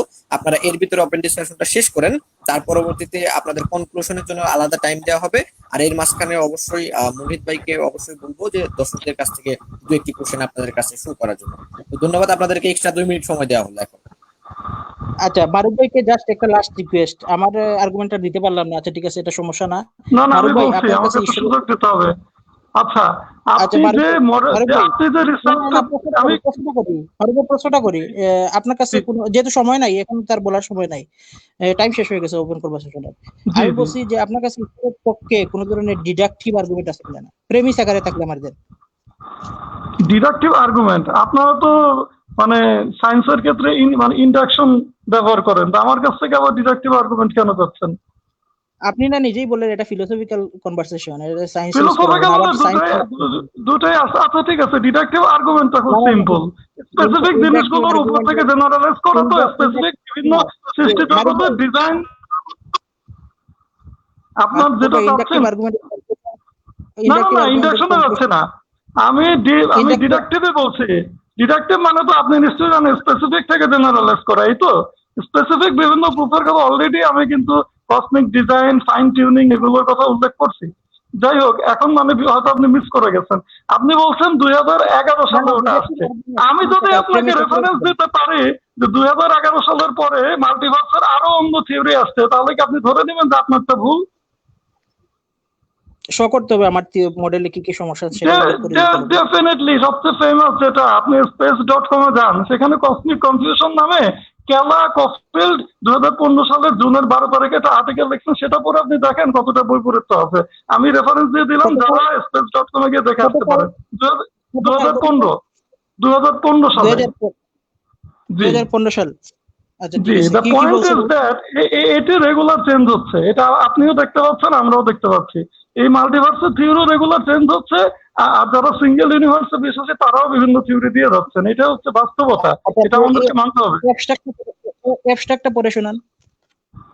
এক্সট্রাটা আমি তো বলে দিলাম, এখন এটা যদি পুরোটা আমাকে পড়াশোনা করে আধা ঘন্টা সময় দেওয়া হোক। অ্যাবস্ট্রাক্টের মেইন না না, আপনি একটা রিসার্চ পেপার বের করছেন, এটার হেডলাইন্স হচ্ছে, হেডলাইন্স আমি বলে দিচ্ছি, cosmic confusion talk of multiverse then big errors in astrophysics, এটা হচ্ছে টাইটেল, কেলা কফিল্ডের লেখা, এটা আপনারা পড়ে দেখবেন। আবার একটু বলেন, সরি বুঝি নাই। Cosmic confusion talk of multiverses and big errors in astrophysics. এটা কি রিসার্চ পেপার? জি অবশ্যই, এটা তো উইদাউট মানে ইয়ে স্যার আমি বলছি না, না আর্টিকেল, রিসার্চ পেপার না আর্টিকেল এটা? এটা আপনি নিজে বের করে দেখেন, আমি বললে তো হবে না, আপনার কাছে এটা দেখে বলেন আমার আর্টিকেল আর রিসার্চ পেপারের মধ্যে এটা পার্থক্য একটা আছে। আর্টিকেল না রিসার্চ পেপার সেটা আমি একটু আমার দেখতে হবে এখানে, এটা space.com এ এসছে ওয়েবসাইটে, আর আর্টিকেল হলে সেটা পরিত্যক্ত তারপর না, সায়েন্টিফিক আর্টিকেল গুলো ভ্যালিড ডকুমেন্ট, এটা তো আপনি মানবেন, শুধু রিসার্চ পেপার করলে তো হবে না। আচ্ছা ঠিক আছে, এখন যদি আমি আপনাকে একটা, আপনার থিওরি 2015 এ আসছে, আমি যদি লেটার একটা দিয়ে প্রমাণ করতে পারি মাল্টিভার্স ইজ রিয়েল, তাহলে লেটার মানে মেনে নিবেন? একটা চিঠি দেয়া, আচ্ছা সেটা এখন তার মানে আপনি মেনে নিলেন যে ক্রমান্বয়ে পরিবর্তন হচ্ছে। না আপনি যদি এই টেকনিকে যান যে লেটার থিওরি দিয়ে আমি প্রমাণ করতে পারবো আপনাকে রং, তাহলে আমি লেটার থিওরি দিয়ে আপনাকে। রনিন সাহেব, আমি এটা বলছি না যে প্রমাণ হয়ে গেল 2011 সালে একটা ভুল, তা কিন্তু না, আমি বলতে চাচ্ছি যে আপনি বললেন লেটেস্ট, এর চেয়ে লেটেস্ট আছে, তার চেয়ে লেটেস্ট পাওয়া যাবে, আরো লেটেস্ট আসবে, আমার পয়েন্ট হচ্ছে এটা। হ্যাঁ লেটেস্ট আসবে, তাহলে আমরা inference to the best explanation যদি আমরা দেই, যেমন একটা জিনিস এক্সপ্লেইন আপ টু ডেট হতে হবে, আপনি 2011 সালেরটা ফেলে দিয়ে 2011 সালেরটা ফেলে দিয়ে আরো সামনে আসেন, তাহলে এটা রিসার্চ পেপারের মাধ্যমে দিতে হবে, আপনি আর্টিকেল দিলে তো হবে না। আমি বলি আপনাকে, scientific article is a valid document, এটি যদি আপনি বোঝানোর চেষ্টা করেন যে সায়েন্টিফিক কোন আর্টিকেল দেখানো হলে সেটা কোনো ভ্যালিড ডকুমেন্ট না, এটা আপনি রং বোঝাচ্ছেন, আপনি এটা রং বোঝাচ্ছেন। আর্টিকেল কালকে কোন সায়েন্টিস্ট লিখতে পারে যে এই সমস্যা ছিল, কিন্তু যতক্ষণ পর্যন্ত রিসার্চ পেপার যেমন ভ্যালিড ডকুমেন্ট, আর্টিকেলটা তাহলে না আর্টিকেল লিখলে সে কি মানে যে কোনো সায়েন্টিস্ট যা খুশি লিখে দিচ্ছে, আর্টিকেল মানে এই সমস্ত ফেমাস ওয়েবসাইটে তাই ছাপিয়ে দিচ্ছে। আচ্ছা আর্টিকেল দিয়ে আপনি আর্টিকেলকে ডিসমিস করতে পারবেন, আর্টিকেলকে ডিসমিস করতে পারবেন, আর্টিকেল দিয়ে রিসার্চ পেপারকে ডিসমিস করতে পারবেন না। হু সেজ দ্যাট এই থিওরি কে দিল? এটা আপনি জানেন না? এটা আপনি জানেন না? না এটা আপনি কার কাছ থেকে জানছেন? এটা কার বক্তব্য? একটা রিসার্চ পেপারকে রিফিউট করতে হলে একটা সায়েন্টিফিক জার্নাল বা আর্টিকেল ব্যবহার করা যাবে না, এই থিওরি কে বলছে আপনাকে? কোন সায়েন্টিস্ট? আমি যদি মাল্টিভার্সের মাধ্যমে সায়েন্টিস্টের নাম বলেন যে এই সায়েন্টিস্টের বক্তব্য যে এইভাবে রিফিউট করা যাবে না। আপনি প্রশ্ন করছেন, উত্তর তো দিতে হবে। আমি তো দিয়ে দিলাম উত্তর। কই আপনি উত্তর দিলেন? আমি তো বলে দিলাম যে এটা কে বলছে যে এইভাবে রিফিউট করা যাবে না, রিফিউট করার মেথড এটা আপনি যেটা বলছেন এটা কার বক্তব্য? কোন সায়েন্টিস্ট কবে বলেছেন? একটা নো আপনি নাম বলেন, কোন সায়েন্টিস্ট বলছে যে রিসার্চ পেপারকে রিফিউট করতে হলে সায়েন্টিফিক জার্নাল ব্যবহার করা যাবে না? কে বলছে এটা? শন ক্যারল কবে বলছেন এটা? মানে রেফারেন্সটা বলেন। শন ক্যারল ডিবেটে বলছে যে আপনি ডিবেটে বলছে, শন ক্যারল ডিবেটে বলছে, এটা তার মানে কোনো আপনি কোনো কনক্রিট কোনো এভিডেন্স দেখাতে পারলেন না, বিতর্কের সময় একজনকে মুখের উপর উনি এটা বলছেন। আমি যদি এই মুহূর্তে গুগল করি তাহলে আমি আপনাকে 5 মিনিটের মধ্যে রেফারেন্স দিয়ে দিতে পারবো, কিন্তু এই মুহূর্তে গুগল করা দেখেন রনিন, আমি তো আপনাকে সন্দেহ করছি না যে আপনি মিথ্যা বলছেন, আমি বলছি বিতর্কের সময় উনি এটা একজনকে বিতর্কের মুহূর্তে মৌখিকভাবে বলছেন, এটাকে কোনো ডকুমেন্ট? হ্যাঁ আমি আপনাকে এবার আর্টিকেল একটা দেই, সেটা হলো যে 2018 এর আর্টিকেল, যেটা হলো আপনি অবশ্যই ভ্যালিড ধরবেন যে আপনি 2015 এখন আপনি আর্টিকেলকে ভ্যালিড ডকুমেন্ট হিসেবে মেনে নিচ্ছেন। Thank you. আপনি আর্টিকেল দিবেন এই জন্য দিলাম আমি আর্টিকেল। আমরা এখন একমত যে আর্টিকেলকে ভ্যালিড ডকুমেন্ট হিসেবে ধরা যায়। Okay thank you. রিসার্চ পেপারে হচ্ছে না। না ডেফিনেটলি দেখেন ওই ব্যাপারে আপনার সাথে আমার কোনো দ্বিমত নাই, রিসার্চ পেপার অবশ্যই একটা ভ্যালিড ডকুমেন্ট। না research paper definitely valid document, অবশ্যই মানে রিসার্চ পেপারের গুরুত্ব আছে, এটা তো আমি এটা অস্বীকার করলেও তো হবে না, এটা আপনার সাথে আমি ডেফিনেটলি একমত। Thank you. তাহলে আমি আপনাদের একটু দুজনকে থামাচ্ছি, রনিন দাস এবং হচ্ছে মারুফ ভাই দুজনকে থামাচ্ছি। 2 মিনিটের কথা বলে অলরেডি, যেহেতু আপনাদের আলোচনাটা সরি ভাইয়া। দাঁড়াচ্ছিল না, যার কারণে আমিও বাধা দিচ্ছিলাম না, চাচ্ছিলাম যে আরো কিছুক্ষণ চলুক, এবং দর্শকরাও দেখলাম যে একজন বলছে যে আরো কিছুক্ষণ চলুক, কারণ 5 মিনিট, মোটামুটি 5 মিনিট পার হয়ে গেছে, ওভার হয়ে গেছে। তো এখন মূল বিষয়টা হচ্ছে যে আমি মুহিত ভাইয়ের একটু দৃষ্টি আকর্ষণ করব, যদি দর্শকদের কাছ থেকে কোনো কোশ্চেন থেকে থাকে তাহলে আপনি এই মুহূর্তে করতে পারেন, আর যদি না হয় তাহলে আমরা সরাসরি রনিন ভাইকে 2 মিনিট সময় দেবো কনক্লুশন টানার জন্য, আর মারুফ ভাইকে 2 মিনিট সময় দেবো কনক্লুশন টানার জন্য। তারপর আমরা হচ্ছে লাইভটি কমপ্লিট করে দেবো। তো মুহিত ভাই, আপনার কাছে কোনো কোশ্চেন আছে দর্শকদের কাছ থেকে, দুজনের পক্ষ থেকে? যেগুলো কোশ্চেন আছে আপনারা দেখেন যে কোশ্চেন গুলো খুব সুন্দর করে স্ক্রিনে দেখানো হচ্ছে। আচ্ছা, এখানে একটি কোশ্চেন দেখানো, যে কোশ্চেনগুলো একটু রাখবেন। এখানে একটি কোশ্চেন দেখানো হয়েছে যে ইনফিনিটি অস্তিত্ব নেই, তাহলে আল্লাহ কি ফিনিট? এখানে ইনফিনিটির অস্তিত্ব নাই, যে ক্যালকুলাসে ধরে না হয় ইনফিনিটি আছে, ওই কনটেক্সটে আমি বলেছিলাম ইনফিনিটি প্রমাণিত না, সেটা হচ্ছে within the universe in this context. আর আমি কিন্তু বলেই দিছি যে স্রষ্টা ইজ আউটসাইড দ্য ইউনিভার্স, সেখানে টাইম অ্যান্ড স্পেসের উনি বাইরে। এখানে যিনি কোশ্চেন করছেন উনি বোধহয় আমার কথা বোঝেন নাই, এটাই আমার উত্তর। ধন্যবাদ মারুফ ভাই, আপনার সুন্দরভাবে উত্তর দেওয়ার জন্য। তো রনিন ভাইয়ের পক্ষে কোনো কোশ্চেন আছে কিনা? না। আচ্ছা, এখানে আরেকজন কোশ্চেন করেছেন, গডজি এডিশন। প্রশ্ন হচ্ছে, আল্লাহ কি পৃথিবী সৃষ্টি করেছেন? যদি তিনি তা করে থাকেন, কোন স্থানে বসে তৈরি করেছেন? স্থানটির নাম কি? আল্লাহ শনিবার, রবিবার এসব নাম কেমনে জানলো? সে অন্য কোন উপগ্রহের নামগুলো কেন ধর্মে জানাননি? মারুফ ভাই যদি পারেন সংক্ষিপ্তভাবে উত্তর দিবেন প্লিজ। ধন্যবাদ মডারেটর এমডি ভাই। আচ্ছা, ধন্যবাদ আপনাকেও কোশ্চেন করার জন্য। মারুফ ভাই, আপনি যদি কিছু উত্তর দিতেন। একটা কোশ্চেন যদি 1 লাইনের হয় সেটার উত্তর হতে পারে 5-6 লাইনের। একটা কোশ্চেন যদি 10-12 লাইনের হয় তাহলে আমাকে অন্তত 25-30 লাইন, অর্থাৎ যদি 10 মিনিট সময় দেন উত্তর দিব। এখানে কিন্তু কোশ্চেন দাতা বলেই দিয়েছে যদি সংক্ষিপ্ত আকারে উত্তর দিবেন, ঠিক আছে? না, সম্ভব না, কারণ কোশ্চেন অনেক বড়। আল্লাহ কি পৃথিবী সৃষ্টি করেছেন? হ্যাঁ, উনি সৃষ্টি করেছেন। যদি তিনি তা করে থাকেন, কোন স্থানে বসে সৃষ্টি করেছেন? হ্যাঁ, উনি আরশের উপরে সমন্বিত ছিলেন, সেখান থেকে সৃষ্টি করেছেন। স্থানটির নাম কি? আমি বললাম আরশের উপরে। আল্লাহ শনি রবিবার এসব নাম কিভাবে জানলেন? উনার নলেজ হচ্ছে আনলিমিটেড, ইলমুল গায়ব উনার আছে, সবকিছু উনি জানেন। তাই উনি নিজে যেহেতু সৃষ্টি করছেন, টাইম জামান যেটা আরবিতে, উনি জানেন। সে অন্যান্য গ্রহ উপগ্রহের নামগুলো কোন ধর্মে, কেন ধর্মে জানাননি, ওইগুলো জানাতে গেলে পৃথিবীর সমস্ত জায়গায় কিতাব দ্বারা পরিপূর্ণ হয়ে যেত, আপনি আর আমি বসে ভাত খেতে পারতাম না। মারুফ ভাই যদি বলেন সংক্ষিপ্ত আকারে উত্তর দিবেন প্লিজ। উত্তর হয়ে গেছে, থ্যাংক ইউ। জি, ধন্যবাদ। এই জন্য সংক্ষিপ্ত আকারে উত্তর দিলে সুবিধা হচ্ছে কি, মানে কেউ আপনাকে কাউন্টার করবে না, জাস্ট আপনার উত্তরটা আপনার মতো করে দিয়ে দিন। শাওন গুপ্ত নামে আরেকজন ভাই প্রশ্ন করেছেন মারুফ ভাইয়ের কাছে। আচ্ছা, মারুফ ভাইয়ের কাছে এতগুলো কোশ্চেন হলে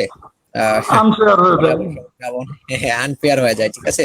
আচ্ছা, যাই হোক, কোশ্চেনটা হচ্ছে মারুফ ভাইয়ের কাছে প্রশ্ন, বিগ ব্যাং এর 17টি মডেল কি কি? যাক, এটা এই মুহূর্তে এটা নিয়ে মোটামুটি অনেকগুলো কথাও হয়েছে, তো এই কোশ্চেনটা আমরা ওরকম ভাবে না নেই। সেটা হচ্ছে, যদি রনিন ভাইয়ের কাছে কোনো কোশ্চেন থাকে, কোশ্চেন গুলো শো করলে আমাদের জন্য একটু সুবিধা হয়, কারণ একজনকে একসাথে 3-4টা কোশ্চেন দিলে ব্যাপারটা আনফেয়ার হয়ে যাচ্ছে, মারুফ ভাই নিজেও বললেন। রনিন ভাইয়ের কাছে যদি কোনো কোশ্চেন থাকে সেই কোশ্চেন গুলো একটু শো করার জন্য বলছি, কারণ আমি নিচে কমেন্ট গুলো দেখতে পাচ্ছি না। এখানে দর্শকদের কাছ থেকে যদি রনিন ভাইয়ের কাছে কোনো কোশ্চেন থাকে সেই কোশ্চেন গুলো ডিসপ্লেতে শো করার জন্য বলছি মনিত ভাইকে। আর না হলে মনিত ভাই আপনি নিজে কোশ্চেন গুলো একটু বলে দিতে পারেন।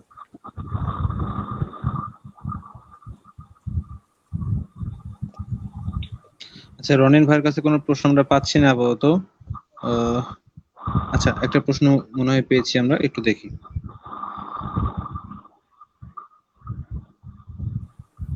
আচ্ছা, রনিনকে প্রশ্ন, আচ্ছা, জেনারেল রিলেটিভিটি কি বলে আমাদের মহাবিশ্ব সৃষ্ট না, এটা বলে মাত্র যে মহাবিশ্বের শুরু আছে, মানে স্পেস টাইম এক্সপ্লানেশনের শুরু হয়েছে।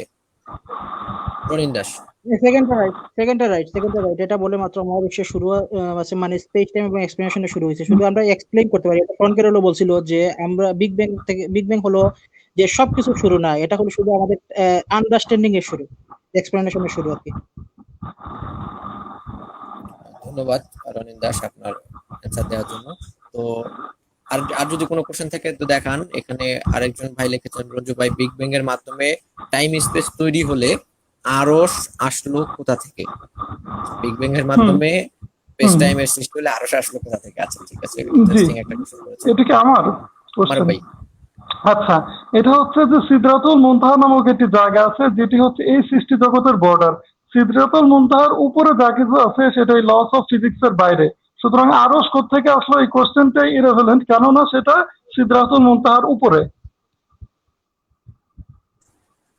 ধন্যবাদ মারুফ ভাই, খুব চমৎকার উত্তর দিয়েছেন এটার জন্য। আচ্ছা, এখন কথা হচ্ছে যে ম্যাক্সিমাম যারা দর্শক আছেন তারা হচ্ছে যে হয়তো বা কোন পজিশন থেকে কোশ্চেন গুলো করছেন। মারুফ ভাই, আপনি হয়তো ব্যাপারগুলো বুঝতে পেরেছেন। আমাদের কাছে আরেকটা কোশ্চেন জি এসেছে জি মাইনুল ইসলাম, কারণ আপনার আপনার আমি বলেছিলাম আপনাকে, এর আগেও বলেছিলাম যে জি অবশ্যই আপনাদের ভাই ব্রাদারকে বলবেন তারা যেন অবশ্যই দেখে এবং তাদের জি আপনার পক্ষ থেকে যেন কোনো কোশ্চেন করতে পারে। মাইনুল ভাইয়ের রাইট। প্রশ্নটি হচ্ছে, আরশে বসতে হলে ফিজিক্যাল বডি লাগে। আচ্ছা, আল্লাহর কি বডি আছে? না থাকলে আসনের প্রয়োজনীয়তা কি কি? প্রয়োজনীয়তা কি? আচ্ছা, কোরআনে আসছে লাইসাকা মিসলি শাই, তার মতো কোনো কিছুই নেই। আরো আসছে ওয়ালাম ইয়াকুল্লাহ কুফুয়ান আহাদ, and there is nothing like him. সুতরাং ফিজিক্যাল বডি বলতে উনি যেটা মিন করছেন, উনার কল্পনায় যা আসছে সেটি আল্লাহর নেই। আল্লাহর যেটা শোভা পায় আল্লাহ সেরকম আছে, এটাই উত্তর। আচ্ছা, তো ধন্যবাদ আপনাকে। মোটামুটি মারুফ ভাই অনেকগুলো কোশ্চেন অ্যান্সার দিয়েছেন, আর রনিন দাসের প্রতি ওরকম তেমন কোনো কোশ্চেন নাই, আমরা দেখতেও পারলাম এখানে মোটামুটি আমার মনে হয় আমরা তার দুজনেই উত্তর টায়ার্ড, দেওয়ার আমরা চেষ্টা করা রনিন হয়নি। ভাই আমি রনিন। আচ্ছা যাই হোক, আমি মোটামুটি সবাই আমি যেহেতু টায়ার্ড হয়ে কিছু গেছেন। প্রশ্নের উত্তর দিছিলাম। আচ্ছা, এক সেকেন্ড এক সেকেন্ড, এখন যেহেতু আলোচনা মোটামুটি ভাবে আমরা একদম শেষ পর্যায়ে চলে এসেছি, মোটামুটি এখন শেষের পর্যায়ে, এখন দর্শকদের কোশ্চেন নেওয়া আমাদের শেষ হয়ে গেছে। তো রনিন ভাই, বরাবরের মতো হচ্ছে রনিন ভাই এখন কনক্লুশনের শেষ পাবেন। আপনি পাবেন হচ্ছে যে এখন যে ফ্লোর দেওয়া হবে আপনাকে 2 মিনিটের মধ্যে আপনাকে একটা কনক্লুশন দিতে হবে, এবং একই ব্যাপার মারুফ ভাইকেও দিতে হবে। তো মারুফ ভাই যেহেতু আলোচনা শুরু করেছিলেন এট ফার্স্ট, আপনি হচ্ছে যে শেষ করে দিবেন আলোচনাটি, যে আপনি 2 মিনিটে একটা কনক্লুশন দিয়ে দিবেন। দেন হচ্ছে গিয়ে রনিন দাস তার 2 মিনিটে একটা কনক্লুশন দিয়ে আলোচনাটি জি, শেষ করে দিবেন। তো মারুফ ভাইয়ের কাছে চলে যাচ্ছি, 2 মিনিটের মধ্যে একটা কনক্লুশন দিবেন, এরপরে আর যেন কোনো কথা না থাকে এরকম একটা কনক্লুশন দিয়ে দিবেন আলোচনা শেষ আচ্ছা করে। আচ্ছা, জি। আমি আমার 2 মিনিট কথা, আমি আমি প্রায় 1 মিনিটের মধ্যে শেষ করে দিব। আচ্ছা, আমি এক না না না, মিনিটের আমি মধ্যে মারুফ ভাইকে ফ্লোর দিয়েছি, মারুফ ভাইকে ফ্লোর দিয়েছি। আপনার ফ্লোরে আপনি কথা বলবেন। আচ্ছা, এখন আপনি আমি এখন আমার আপনি মানে sorry. সমাপনী বক্তব্য দিচ্ছি। একটা অনুরোধ, আমার প্রতিপক্ষ যখন সমাপনী বক্তব্য দিবেন দয়া করে কোনো প্রশ্ন করবেন না, কারণ আমার কাছে উত্তর দেওয়ার সময় থাকবে না। দর্শকরা ভাবতে পারেন যে হেরে গেল, কিন্তু সময় থাকবে না আমার হাতে। সমাপনী বক্তব্যে আমি শুধু এতটুকুই বলবো যে রনিন ভাই যথেষ্ট জানেন সায়েন্স সম্পর্কে, এবং আমি দেখলাম যে উনি বিভিন্ন বিষয়ের ডিটেলস জানেন, এবং উপস্থাপন কিছু কিছু ক্ষেত্রে আমার ভালো লেগেছে ওনার। আর আমি দেখছি আমরা কিন্তু পৃথিবীকে দেখাতে পারছি যে আমরা মতভেদ থাকা সত্ত্বেও বন্ধুত্বপূর্ণ পরিবেশে ডিবেট করতে সক্ষম। এজন্য রনিন সাহেবকে ধন্যবাদ। আর আয়োজক যিনি আছে মডারেটর, খুবই নিরপেক্ষভাবে ডিল করেছেন, এজন্য ধন্যবাদ। আশা করি এই ধরনের ডিবেট ভবিষ্যতে আরো হবে, এবং আমরা পৃথিবীকে দেখাতে পারি যে শান্তিপূর্ণভাবে আমরা সাদিক বা বন্ধু হিসাবে আমরা ডিসকাশন করতে পারি। রনিন সাহেবকে ধন্যবাদ, আর মুজিদ সাহেবকেও, দিশু সাহেবকেও চমৎকার ভাবে মডারেট করার জন্য ধন্যবাদ। ধন্যবাদ মারুফ ভাই আপনার সমাপনী বক্তব্যের জন্য। এখন আমরা রনিন দাসের কাছে চলে যাচ্ছি আপনার সমাপনী বক্তব্য দেওয়ার জন্য। তো আপনি অবশ্যই সমাপনী বক্তব্য দিবেন, এরপর আমরা লাইভে শেষ করে দিব। রনিন দাস। আচ্ছা, বক্তব্য যা দেন আমরা স্টেটমেন্ট, এবং আচ্ছা মারুফ ভাইকে কি একটু মিউট করা যায়? শব্দ আসছে। জি, থ্যাংক ইউ।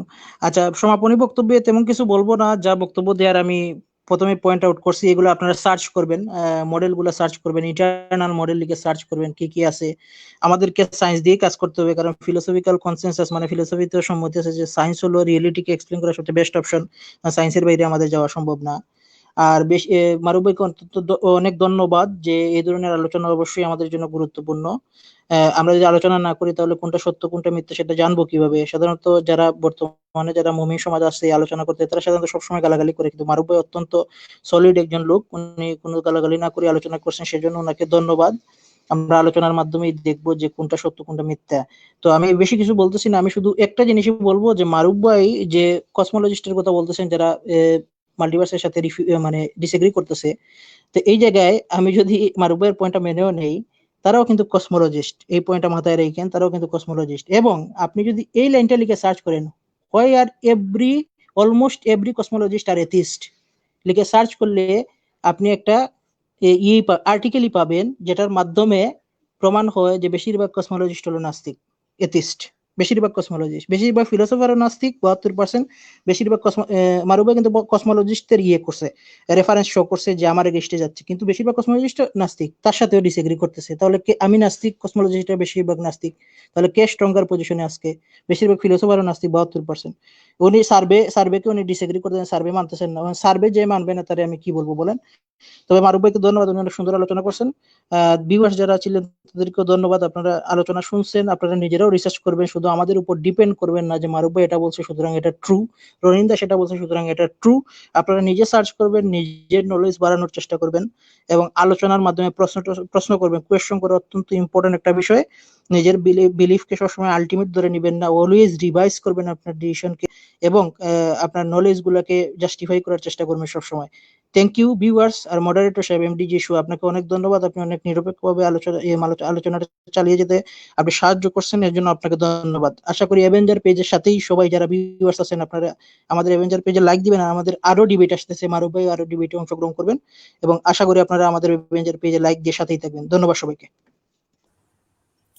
ধন্যবাদ রনিন ভাই এবং মারুফ ভাইকে। মোটামুটি আমরা আলোচনা আজকে শেষ করে ফেলেছি। একটা বিষয় মারুফ ভাই যে বিষয়টি বললেন যে আমরা যেন পৃথিবীর যে আমরা বিপরীত ধর্মী কেউ, আমরা আমরা দুইজন খুব সুন্দর বন্ধুত্বপূর্ণ আচরণ করে আমরা আলোচনা উপহার দিতে পেরেছি। এবং মারুফ ভাই কথার সাথে আমি 100% একমত, কারণ আপনারা ইতিপূর্বে দেখেছেন আমরা যে সকল মুমিন ভাইদের সাথে অংশগ্রহণ করেছিলাম বা তাদের সাথে আলোচনা করতে গিয়ে ম্যাক্সিমাম আমাদেরকে ব্যক্তিগতভাবে আক্রমণ করেছেন এবং আমাদের পরিবার তুলে অনেক ধরনের কথাবার্তা বলেছেন, অনেক বাজে একটি পরিবেশ তারা সৃষ্টি করেছেন। তারা বেশিরভাগ সময় গালাগালি করে অভ্যস্ত। তো এই যে আমরা মারুফ ভাইয়ের সাথে যে কয়েকটি লাইভ করলাম, মারুফ ভাইয়ের চরিত্রের সাথে সেই চরিত্রগুলো আকাশ পাতাল তফাৎ। এবং মারুফ ভাইয়ের চরিত্র দেখে বোঝাই যায় না যে মারুফ ভাই একজন যদি মারুফ ভাইকে মুমিন ধরে নেই তাহলে তাদেরকে মুমিন বিশ্বাস করতে খুবই কষ্ট হয়।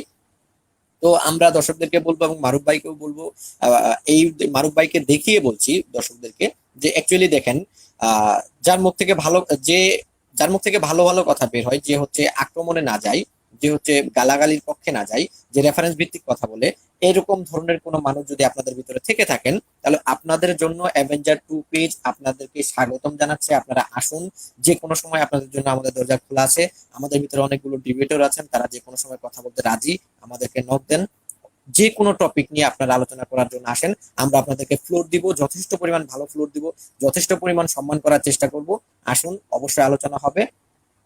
এই আজকের আলোচনার মোটামুটি এখানে শেষ করে দিচ্ছি।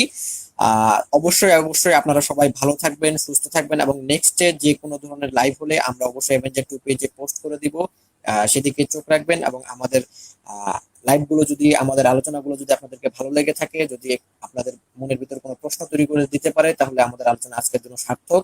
এই বলে আমি আমার আলোচনা মূল বক্তব্য এখানে শেষ করে দিচ্ছি। সবাই ভালো থাকবেন, সুস্থ থাকবেন, নিজের শরীরের প্রতি খেয়াল রাখবেন। শুভরাত্রি।